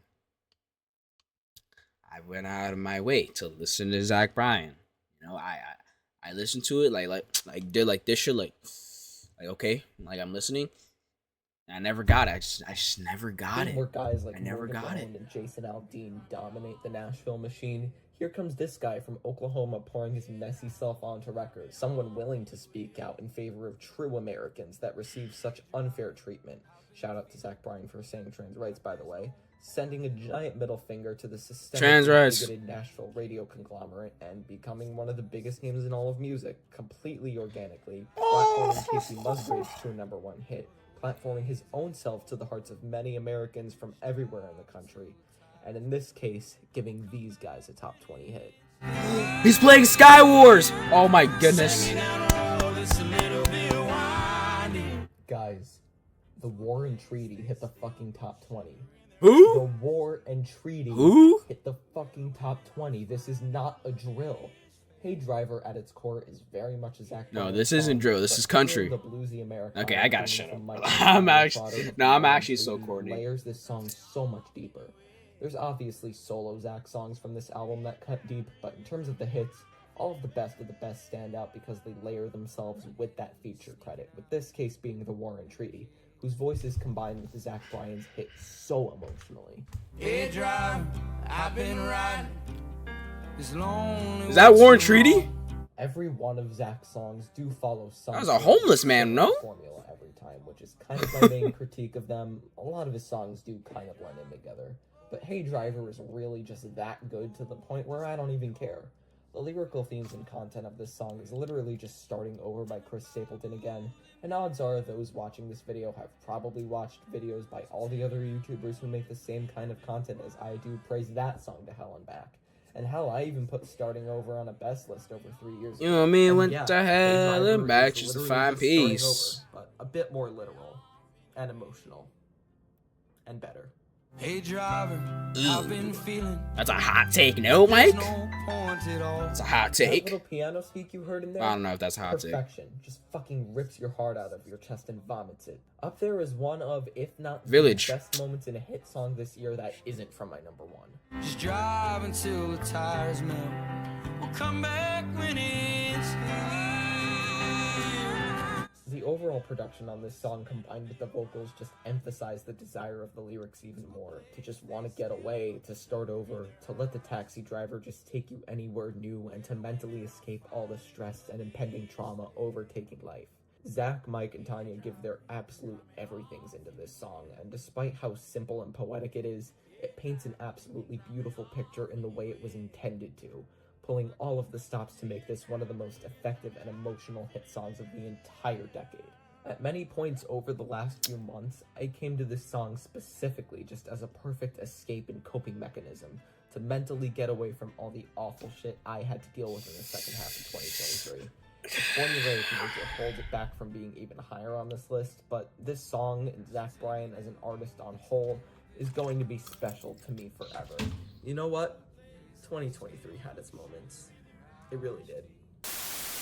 I guess you can consider Hey Driver part 1 of both the healing It did. subplot and the Zach Bryan trifecta subplot of this list. Yeah, I'm divvying this into subplots. Can't even because remember what happened in really am 2020 for one me. corny ass 2023? But what else helped me? Like, what even happened for me? I don't Thankfully, remember. despite me getting in my own head about my own loneliness, I have one hell of a support system. So many amazing friends and family that I'm going to cherish forever. Despite all the shadiness of this year, I met so many amazing people that I know are going to be friends for life. And I got closer with so many Damn, other friends W, that I've bro. had for so long and will continue to have for a long time there. Look, this is just a long-winded way of saying that my boys got my back, and this year, there was only one song that truly felt like a celebration of the brotherhood of man that kept me sane all year. Okay, yeah.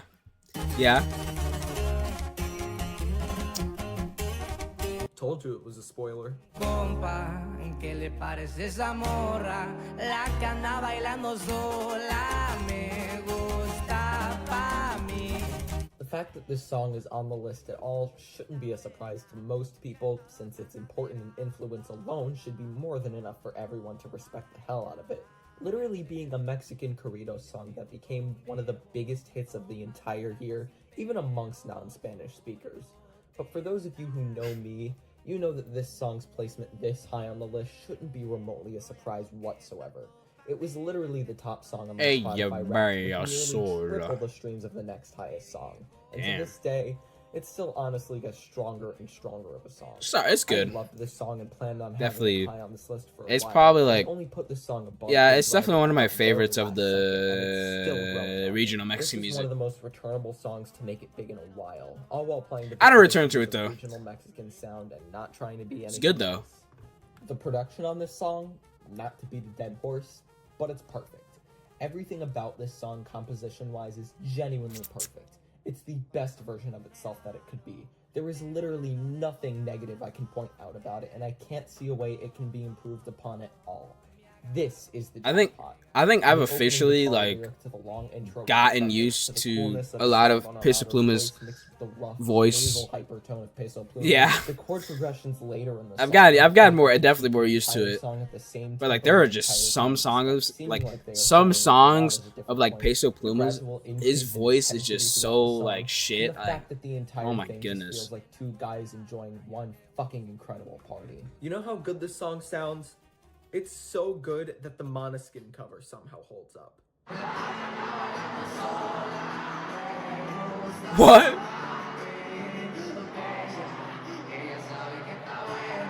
I saw these guys in concert, and they covered Humble by Kendrick Lamar for literally no fucking reason.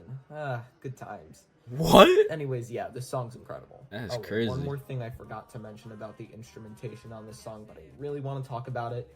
This little guitar lick near the end of the first verse is the cutest thing literally ever. Oh my god.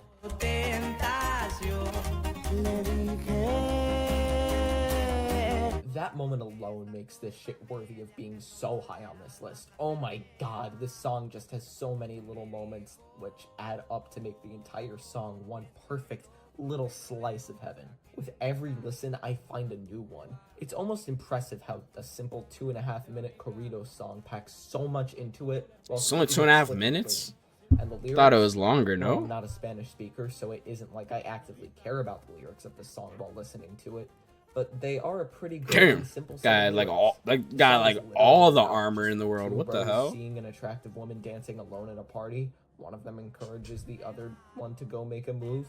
And Get soon the enough, there's a compasses. connection between man and woman, and they're dancing together happily. And to add a cherry on top, it's all done in a very respectful and completely gentlemanlike manner, and it just makes the entire song absolutely adorable.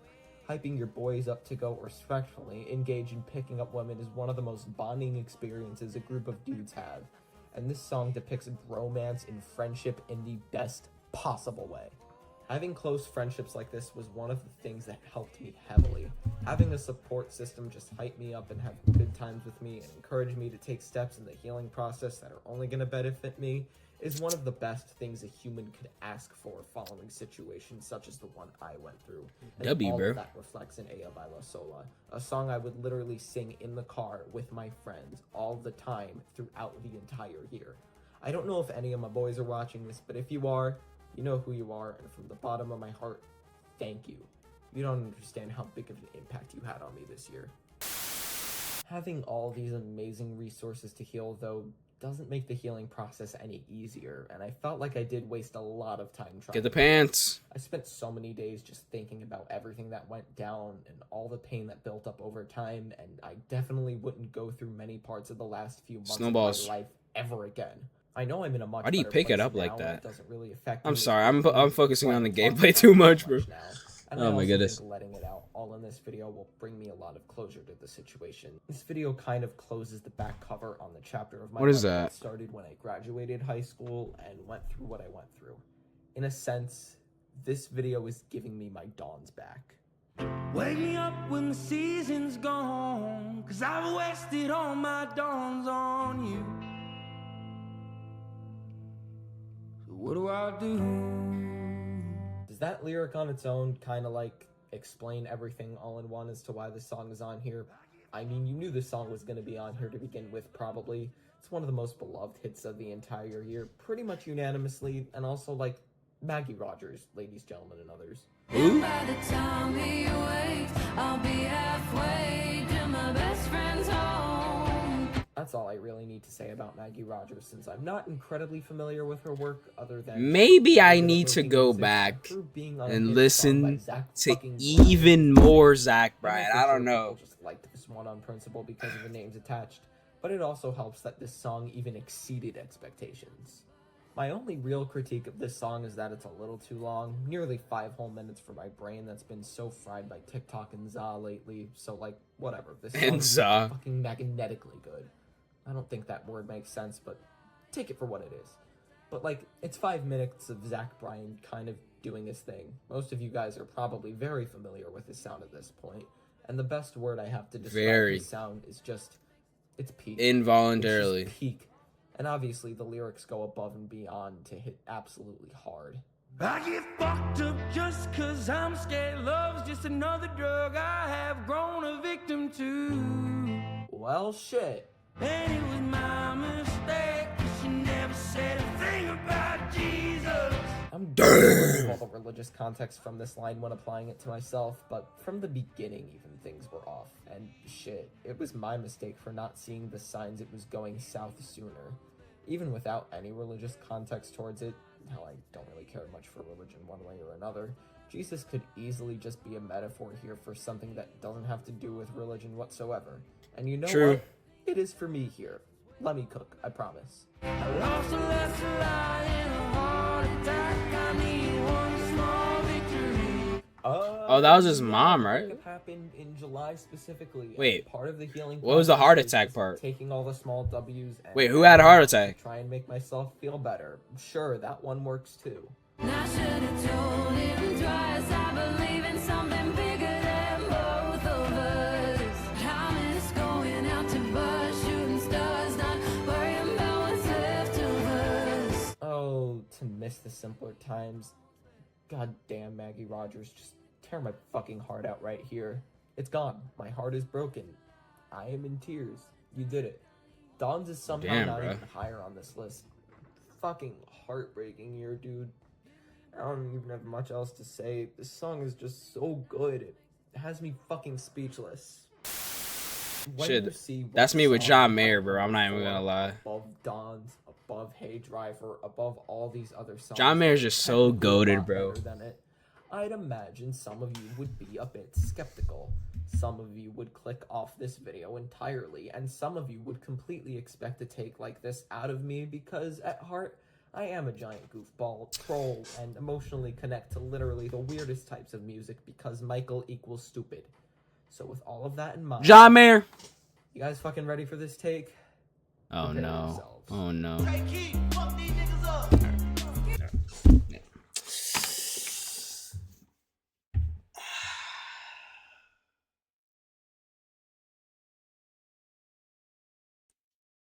Yeah, no. Okay, all right, no. I'm gonna need a 10-paragraph essay. No, I need a 10-page essay on why. No. Look. What?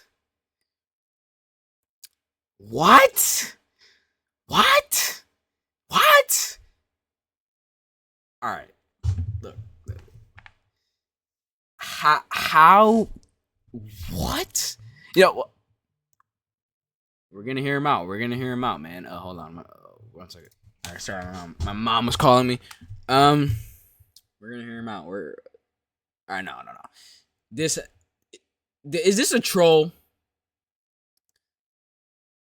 Like, okay, no. We'll hear him out. We'll hear him out. We'll hear him out. Yeah. Cruel Summer missed the list entirely, and this is number 4. I hope my mom's proud of me. No, that's bass. No, I don't need to hear another fucking Cruel Summer best list segment. That's based. You know what? Fine. You know what? No, Mike, you're actually based for that. I'm not even gonna lie to you because I'd rather hear, bro. You have no many ideas. Like, yeah. So for number 3, Taylor Swift has been a big star, and this song, yeah, like, okay, we get it. Like, I've heard the same fucking thing every single time. Yeah, I got it. I would, yes, this is more entertaining. Yes, more entertaining to hear this take than just another fucking Cruel Summer take. Thank you, Mike Ramp. That is very base. Thank you, bro.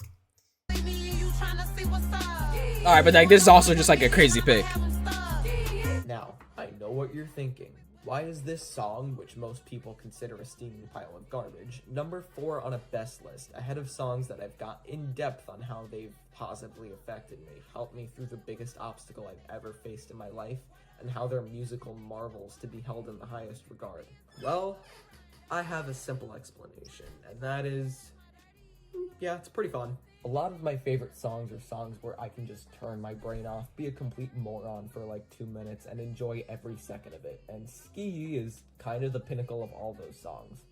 Am I calling Sexy Red remotely talented? What was that? What was Absolutely the fuck not. showing her feet Am I in the calling video? her What the the hell? goat anyways, despite that? Also, Mike, Take what out the are you politics, and doing? yes, her stupid energy makes Is this you playing? This better not be and you I love playing. listening to absolutely stupid music like this, Rich Baby Daddy, and Pound Town. Ideally, Rich Baby Daddy is no one in based. my mind, but I don't know even about if that. not, her music just distracts me from whatever. How is this negative game shit's still going not on. over? It makes me just have constant, unabashed fun for 2 minutes, and sometimes having 2 minutes to have constant, unabashed fun is enough to help me continue to heal. I'm looking good when I'm hopping out that truck. Where the hood niggas that they get them bugs. As for Ski Yee itself, is there any lyric or technical aspect of it that makes it stand out in particular? Absolutely not. No. Do I care? Absolutely not. No. The screaming of the title phrase, Sexy Red's ridiculous yapping voice. I said yapping instead of rapping, but I'm gonna leave it in the video because it's funny. Her struggle to have an actual coherent flow and the admittedly stupid beat are all aspects of the song that aren't as impressive as some other songs on this list, but I don't care. It's just so much fun. Ski Yee is just a fun song, and that alone should be justification for its placement on here. I've emphasized time and time again that these lists are solely based off my own subjective opinion.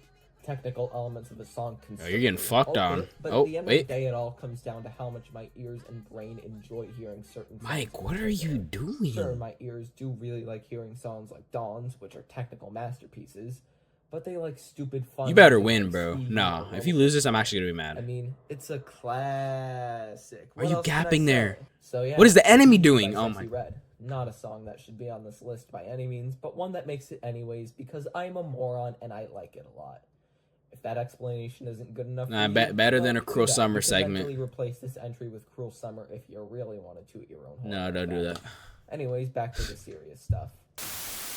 And now, time to complete the Zach Bryan trifecta. And honestly, I'll just let him sing the one line that should indicate everything you need to know all in a couple seconds. I remember everything. Yeah. Cold shoulder, closing time. Look, look. Everybody chill out, okay? I know everybody's like, oh my god, this Noah guy really hates Zach Bryan.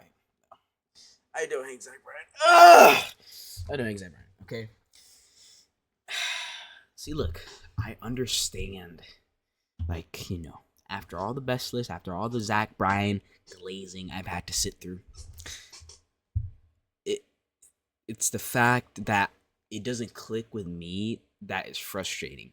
It's not frustrating that all these people are glazing or on Zach Bryan's like dick. Like they're all doing like fucking jumping jacks on the D on Zach Bryan. No, there's nothing wrong with that. There's something wrong with me. I just can't. I don't get it. I don't get it. No. I get it. I don't enjoy it. Okay, well, no. I enjoy the songs, but like not on like this level. You know what I'm saying? Like all the best lists I've seen, it's at least been one Zach Bryan song every best list I've seen, right? But like Zach Bryan, like everything I've heard from Zach Bryan has never been on a level that these people like talk about him. Like, you know what I'm saying?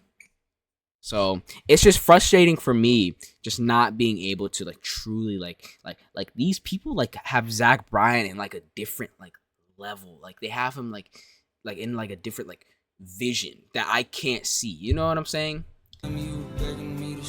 There's just everyone has that one artist that's just like I get it, but I don't get it. You know what I'm saying?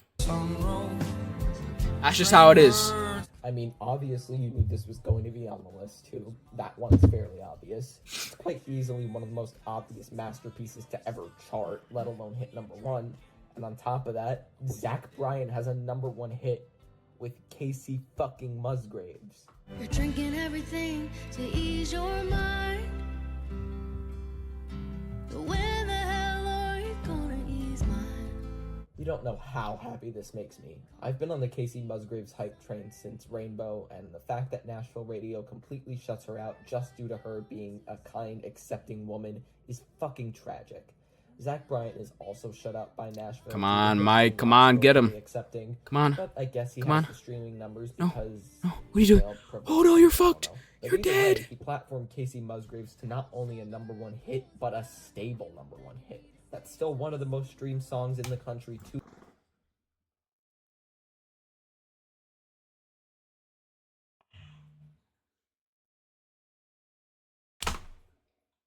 I'm disappointed. I'm disappointed. Male privilege or something, I don't know. But either way, What are he you platformed Casey doing? Musgraves to not You only have a #1 pearls, hit, you but have a stable blocks. #1 hit. That's still one of the most streamed songs in the country to this day, Disappointed. months after release. Disappointed. And good on you for this one, America. That game was like, that game had to been like 10 minutes. But yeah, most of you guys know this, but I Remember Everything is the absolute pinnacle of all the Zach Bryan discussion in this video. For this one, the production is obviously soaring and moving, but it takes more of a backseat in this song compared to the vocals. I can't admit it does have of this true standout song. good production. Zach sounds particularly No, the song has a good Runs vibe. into that all of the bad memories Just of like- his ex. Even though in this situation he was the fuck up of the two and she puts him in his place, but let's ignore all of that for context this time. But like I said, he's drinking to forget and it doesn't work. It just makes all of the memories flow right back at him and, well, that he remembers everything. And no matter what I do to try and heal, healthy or otherwise, it's not gonna ever completely go away. I'm always going to remember everything of what happened. And this duet hounding that in made me feel incredible waves of emotion when I heard it. In the wild, in public, Damn. in my rotation, frequently. Even if the exact scenario in this song isn't what I experienced, it's obviously a phenomenally written duet where Casey fucking owns Zach and Zach fucking owns himself. It's one of the best written songs to ever become a #1 hit, especially with the motif about the 88 Ford. But honestly, hearing both voices from my perspective is fine enough. Trying to apply it to my context and hearing when both voices come in from the final chorus, it culminates in one of the most emotional parts of any song ever. Pictures in passing time, you only smile like that when you're drinking. I don't need to say You it, but smile I'm like that that hits like when a you drink. fucking semi-truck. One of the biggest emotional power swings to ever be put on recording. I'm trying not to cry just talking about it, let alone listening to it when I'm trying to. I need to get process drunk, this bro. on the loudspeaker. Also, funny enough, writing this exact paragraph, Stick Season followed this on shuffle, and I just want to emphasize that both of those songs hit for nearly the exact same reason, and I wound up laying on the floor in a puddle of tears. That's what being a Zach Bryan fan does. I'm sorry, Yes. but Oh, Stick well, Season, I man. Remember Everything is absolute peak, and I'm sure many people. It's a who good are song, but, more like, articulate than me suck think your it's a mom, like, come on. masterful Come on, song Noah song Khan, what the tuning. hell, So man? I hope communicating that this song makes me feel validated in the fact that nothing is gonna let me forget what happened says enough. If you guys watched my best list last year, you'd probably I know that didn't. there's a notable absence of two particular songs in this video and on this list, and I feel like saying that probably gave away exactly what my top two is, but SZA. I know you all probably knew what #1 is the second you clicked on this video, which Yep. is gonna give away No, all I don't suspense. know. But there was a certain entry on last year's list that I kind of ran circles around myself trying to justify its placement on the list. But that artist happens to have a much superior follow-up that became a hit in 2023. Thus, reintroducing one of the most special new Oh, musicians of this era, David. the egg who must be silenced for some The Fortnite guy. I don't care how long it takes. As long as I'm with you, I've got a Bro. smile on my Does anyone actually like, get scared like that, bro?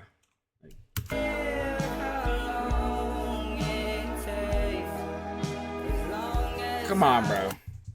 Come on. That movie must be scary, bro. Let's just get Oh my this out goodness. Of the way.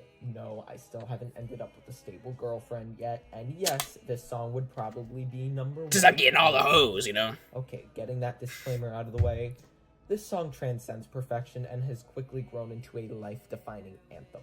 This song is basically Romantic Homicide if it was happy, and Romantic Homicide was one of my favorite hits of last year. so Bro, that's base, bro. we Romantic obviously gonna Homicide, wind up bro. on the list. Romantic Homicide is so overhated. Like, look, I get that, you know, production ass, It's a little edgy, you know. It's a little edgy of a song.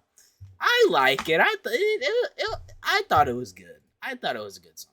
One way or It's another. it's also overhated. An active improvement on Romantic Homicide in every conceivable way. DeForvid's vocals are better, the melody's better, the longer length adds DeForvid? depth. It's so much better mixed, and it feels like a much brighter continuation of Romantic Homicide. I've listened to a much brighter continuation of Romantic Homicide. I've listened to these two songs back to back several times, and I did it a few more times for this video just to test it out, and I always feel like the back half of that experiment is better than the front half. But I'm sure you all knew that Here With Me was a big improvement over Romantic Homicide from the beginning, and going in depth about that is a tiny... Is it? This might be a hot take, but I actually like Romantic Homicide better than Here With Me. Even though Here With Me is like just objectively better, like better production, better lyrics. I don't know, man. I don't know why, but there's something with me with Romantic Homicide that's just better. I don't know. I couldn't tell you why I like that song better. A bit redundant. And all the time we spent waiting for the light to take us in. So, what makes Here With Me so special? Well, the youthful and naive energy of DeForvid's other work does absolutely carry over to this one. You can hear it in his voice, but it works for me personally since I'm only 3 months older than him. His song's also straight out of the TikTok machine, and, well, Yep. guess what I do multiple times a day? Scroll through That is TikTok. you playing Well, Mike this song Ramp. is just so overwhelmingly Your comforting gameplay has and offended me. bittersweet. It's like a warm blanket eternally covering me in a sense of love and happiness. It's like having that eternal connection in song form when I'm still looking for it in life form. And it damn sure is one of those single tier fucking songs. Watch the sunrise along the coast as we're both getting old. The lyrics of this song have DeForvid expressing and exposing true feelings for his female counterpart as they show a genuine, emotional, and loving connection between each other. It's a love that lasts forever, proves to be totally unconditional, and will continue on both of them until they cease to exist. And how being with each other and all the memories that have come along with that are enough to last a lifetime. A total of 17 unique lines fill up 4 minutes of song, and each one of them are so wholesome, ethereal, and genuinely emotional to the point where this becomes one of the most simply magical songs ever recorded. I have yet to experience this long-lasting love, Save but your even without that, this song tears. hits hard even just longing for it. And once I finally experience that love, oh man, it's gonna be so wonderful. Don't worry, Mike. You'll get it. You'll get it, Mike. And if we can apply You're like, this what, 6 foot? to, guess it has a similar 6 concept pack? feeling. No. Sure, yeah, but it may be hard to justify why Here With Me is so high on this list, but it's truly something absolutely magical. That's the best word I can use to describe it.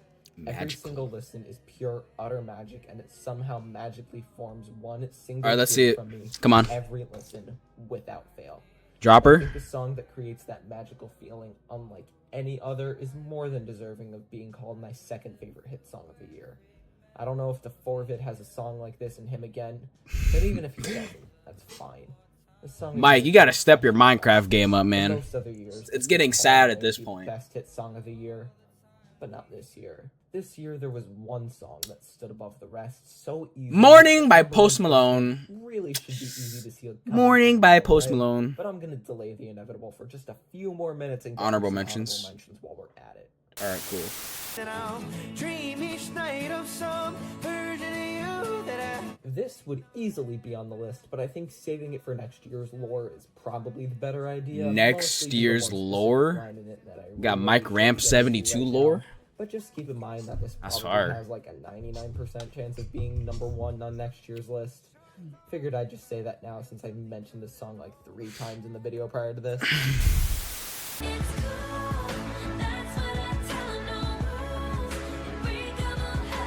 I honestly really don't like the chorus to this one. It feels a little too sunny for me, if that makes sense. It just kind of overwhelms me a little, but every other second Oh of the my song God. is fucking perfect and probably a really good rep for Taylor Swift as an artist overall, even if it's far from my favorite song of hers. Okay. Kill Bill. Not too shabby. This would have easily been on the list. However, I think you know why this song is technically a little weird to think about, considering, well, my ex thought about killing me too. If this song came Alright. out around the time where everything happened, Who he'd did this genuinely guy consider for date? at least Genuinely, the bro. hit of the year. That I is love it so crazy. much, What? So I guess its only consequence is being kicked off the best list. Oh, also the bridge to this song is literally perfect. I did it all for love. I did all of this on no drugs. I did all of this sober. Pop fucking perfection. Is that Dax?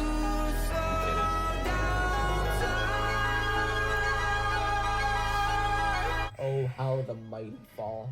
I honestly have zero respect for Jzook as an artist, but What do you this song do? is absolutely lightning in a bottle and a shining star in the pop scene. Wait, what did Jake do?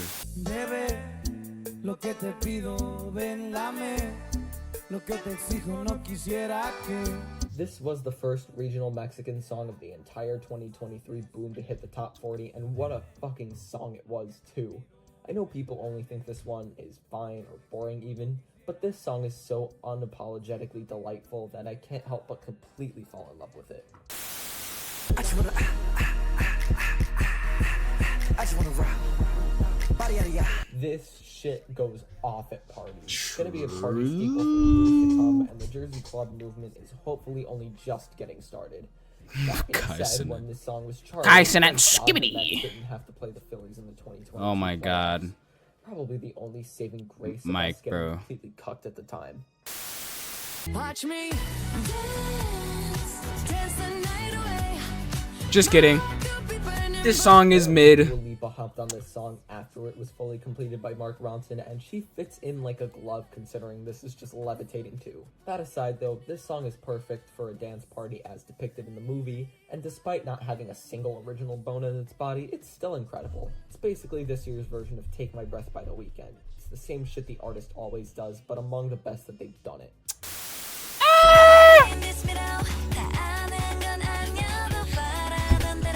This was Aw, they're honestly all on the bad, list bro. until the very last second. They're all my These girlfriends. are among the most interesting new acts to come out of this year, and I'm really excited to see where they go next.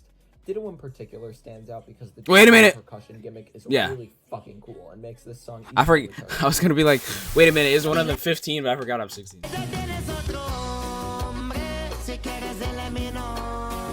I don't remember this So one. why the collaboration between the two biggest artists in the corrido scene wasn't literally the biggest fucking hit ever? Maybe that's why And it just wasn't a this hit. song is fucking great. If this list didn't start writing in like October, then this would virtually be a tie with Un Percento for number 18.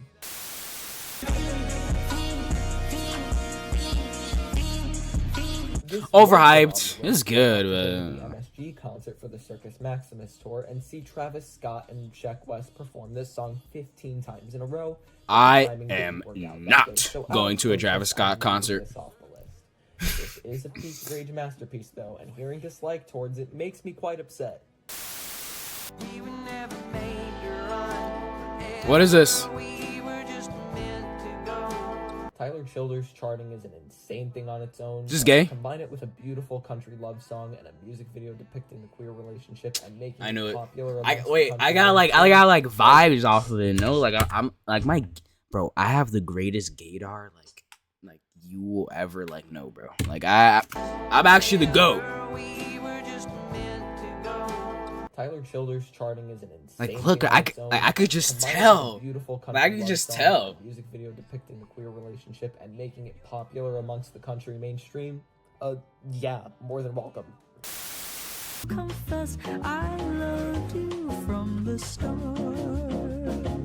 Only the most masculine of men, the biggest chads, and the ones who can call themselves him bumped Leve at the function. Leve is peak and the future of music, and any Leve slander will not be tolerated. I'm sorry, I don't wanna link.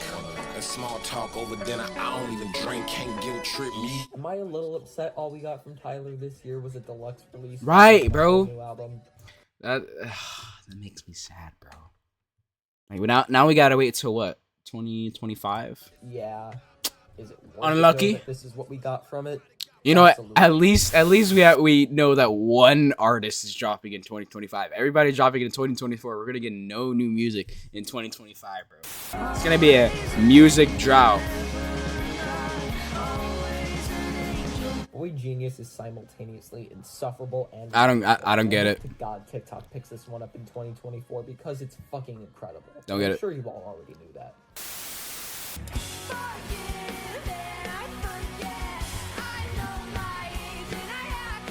Funny enough, this is my most played song from Guts. And go figure, it's fantastic for all the same reasons that Bad Idea Right is too.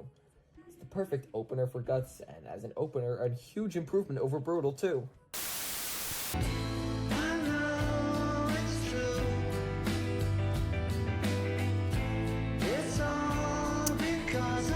Interesting As a massive take. Beatles fan, yeah, I cried when I heard this song. To have a Beatles song released in my lifetime is one thing. For it to be the confirmed final one ever, with Paul and Ringo still around to complete it and give it the finishing touch it deserves, and the most important band of all time gets the perfect closing song to Unk go with music. it. Oh, damn. I just wish there was a little more George on this one, and John's voice is still a little uncanny, but this is still one of the most emotional moments in music this year. And seeing it debut in the top 10 of the Hot 100... I thought they balls. what? Oh, whatever.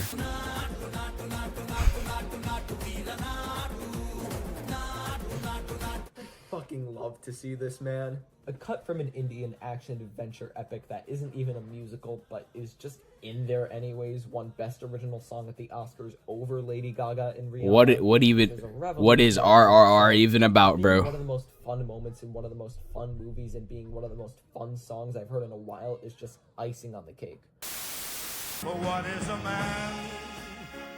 What has he got?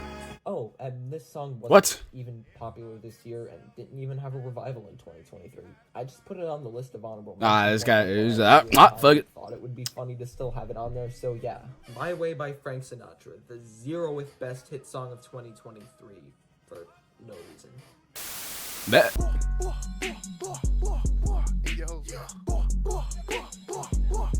This is the absolute most brain dead song I've ever heard. in Are my you sure life. we're not just putting this on the list because of the video, or This like? chorus made it year-end list. I am laughing my fucking ass off. How did this happen?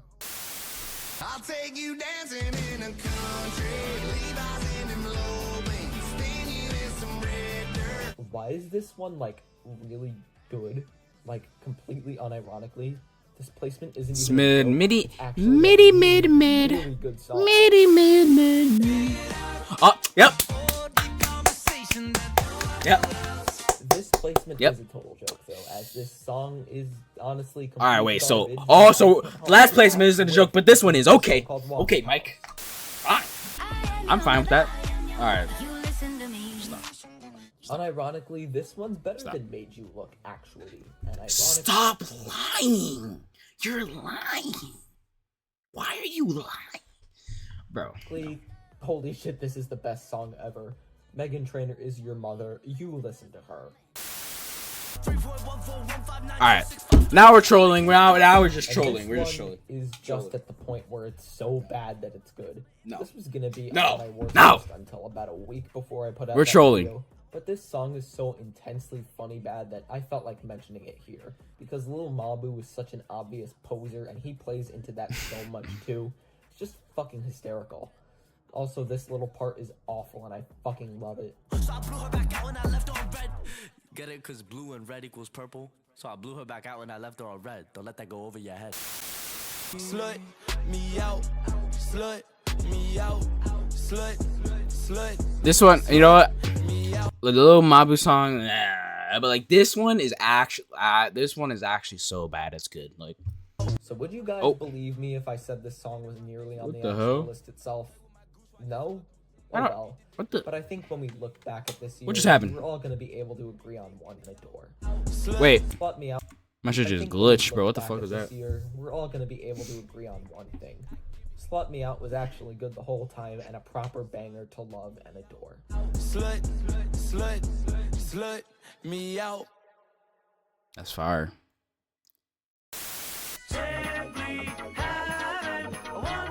Alright, we're just trolling. We're just trolling. This is trolling. So, it all comes down to this. all of this humor, heartbreak, trauma, and healing all leads to one cumulative moment. Post Malone. It's so weird being here hyping this number one Post up, because it Malone. feels like writing this entire Post list taught me so Malone. many lessons about Post myself, about the Malone. healing process, and John coming to Mayer. terms with everything that happened. This number one should have been just a simple, well, duh, and it was going to be for a while. But doing this, I don't list even know has what taught this me number one so could be. I much can't even lie to you. This whole situation. Did everything that happened to me with this demon of a woman happen for a reason? I wouldn't say so, honestly, but I really did struggle with that for a while. However, This upon guy further dated a reflection, fucking I Disney realized villain. that there was one lyric that should be the sentiment for this entire video. And this Oh! lyric alone could helm I this shoulda as the best known. hit song of I the shoulda year. known. And well, without further Escapism, ado, yeah. Yeah. holy fucking shit. Oh, and also, well, duh.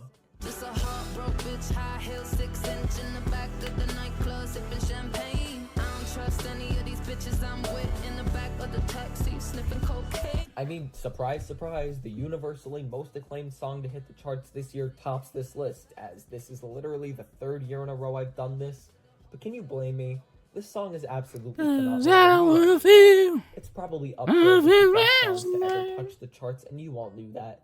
It's such a defining moment. All of for John Mayer. being Anne as an artist, and that guy's alone stubborn. already makes this already magnificent song even that much more special, and you all knew that. And most importantly, 070 Shake finally has a hit song, which is really, really Let's cool. go. But yeah, I feel like tackling. I everything knew about 070 in Shake depth is kind of before redundant, they were since famous. every second of this song If has you been guys know, downwards to hell and back. On My It's Block, downward drug Glitter by slide, 070 the song Shake. is to the blackout and climax. That's a great song. Every single lyric. I gotta listen to that song again, low key. Only adds to the overall picture that Ray. On My Block fell off. Can we talk about that? Aforementioned lyric Okay, by let me 070 actually Shake listen. that Hold on. Gets this song the number one spot on this list. And to how the sound of this song is a transcendent, titanic masterclass in mixing and production that only adds to every emotion. Bro, that Ray is bleeding out Mr. on the Ramp, song. what is this Takes you gameplay, on the bro? journey of the night that Ray is experiencing, and she intentionally leaves the meaning of the ending of this song. What are you open, doing? which is a Kubrickian touch that I can't help but fucking adore. You know what? Actually, that's the biggest compliment I could give this song. This song is so good, I could call Down. it Kubrickian. Actually, you know what? I'm gonna get flamed on for saying this, but I don't care. Escapism is to 21st century pop music what 2001: A Space Odyssey is to film on whole. And that is not exaggerating. I don't even know what that film is. I can't even lie to you, bro. Is that bad that I don't know what that film is? I don't need to go intensely in depth with the praises of this song since everyone in this community has already done so. It'd be useless. True. It was voted in the revised list, ranked down as the number one song in the entire poll over I Remember Everything, and it wasn't even close. And honestly, the Kubrick comparison... Escapism literally clears all Escapism feels Zach way Bryan too songs. larger than life to be a hit Or at song, least the hits. and yet it hit the streaming charts, and they played it on the Sorry, radio, too. guys. I don't think a charting song has felt this absolutely larger than life since Welcome to the Black Parade, and with the exception of Happier Than Ever, Escapism is probably the best hit song to chart since Black Parade. I know I'm sitting here talking about how good this song is rather than why that is, but I don't need to. Every The single John one of the Mayer songs in chart this video in between knows why the this time song of is those genuinely songs. I so okay, I actually have to special. shut up. I'm actually Life's so legacy cringe, as a bro. hit is going to far outshine some of the songs higher than it on the year end. And when all is said and done, I hope 2023 as a year for popular music is remembered less for discourse-heavy country music that plagued Twitter for months, but remembered for the true art and the real highlights that came out of it, such as this song. I don't know if that's asking for too much, but if that happens, maybe many of the things... This video is awesome too, bro. Escapism by Ray featuring 070 Shake, the best hit song of 2023.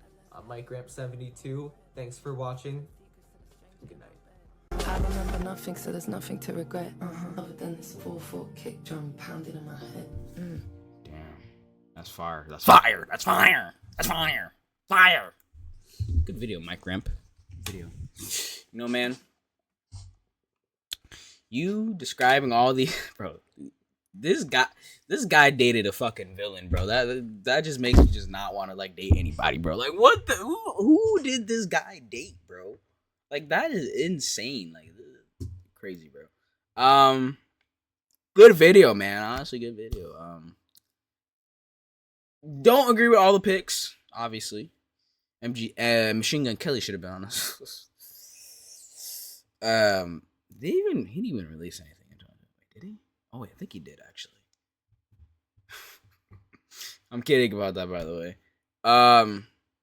Yeah, man, good video. I hope you guys enjoyed watching this reaction. Go subscribe to Mike Ramp. Go subscribe to Mike Ramp. And go subscribe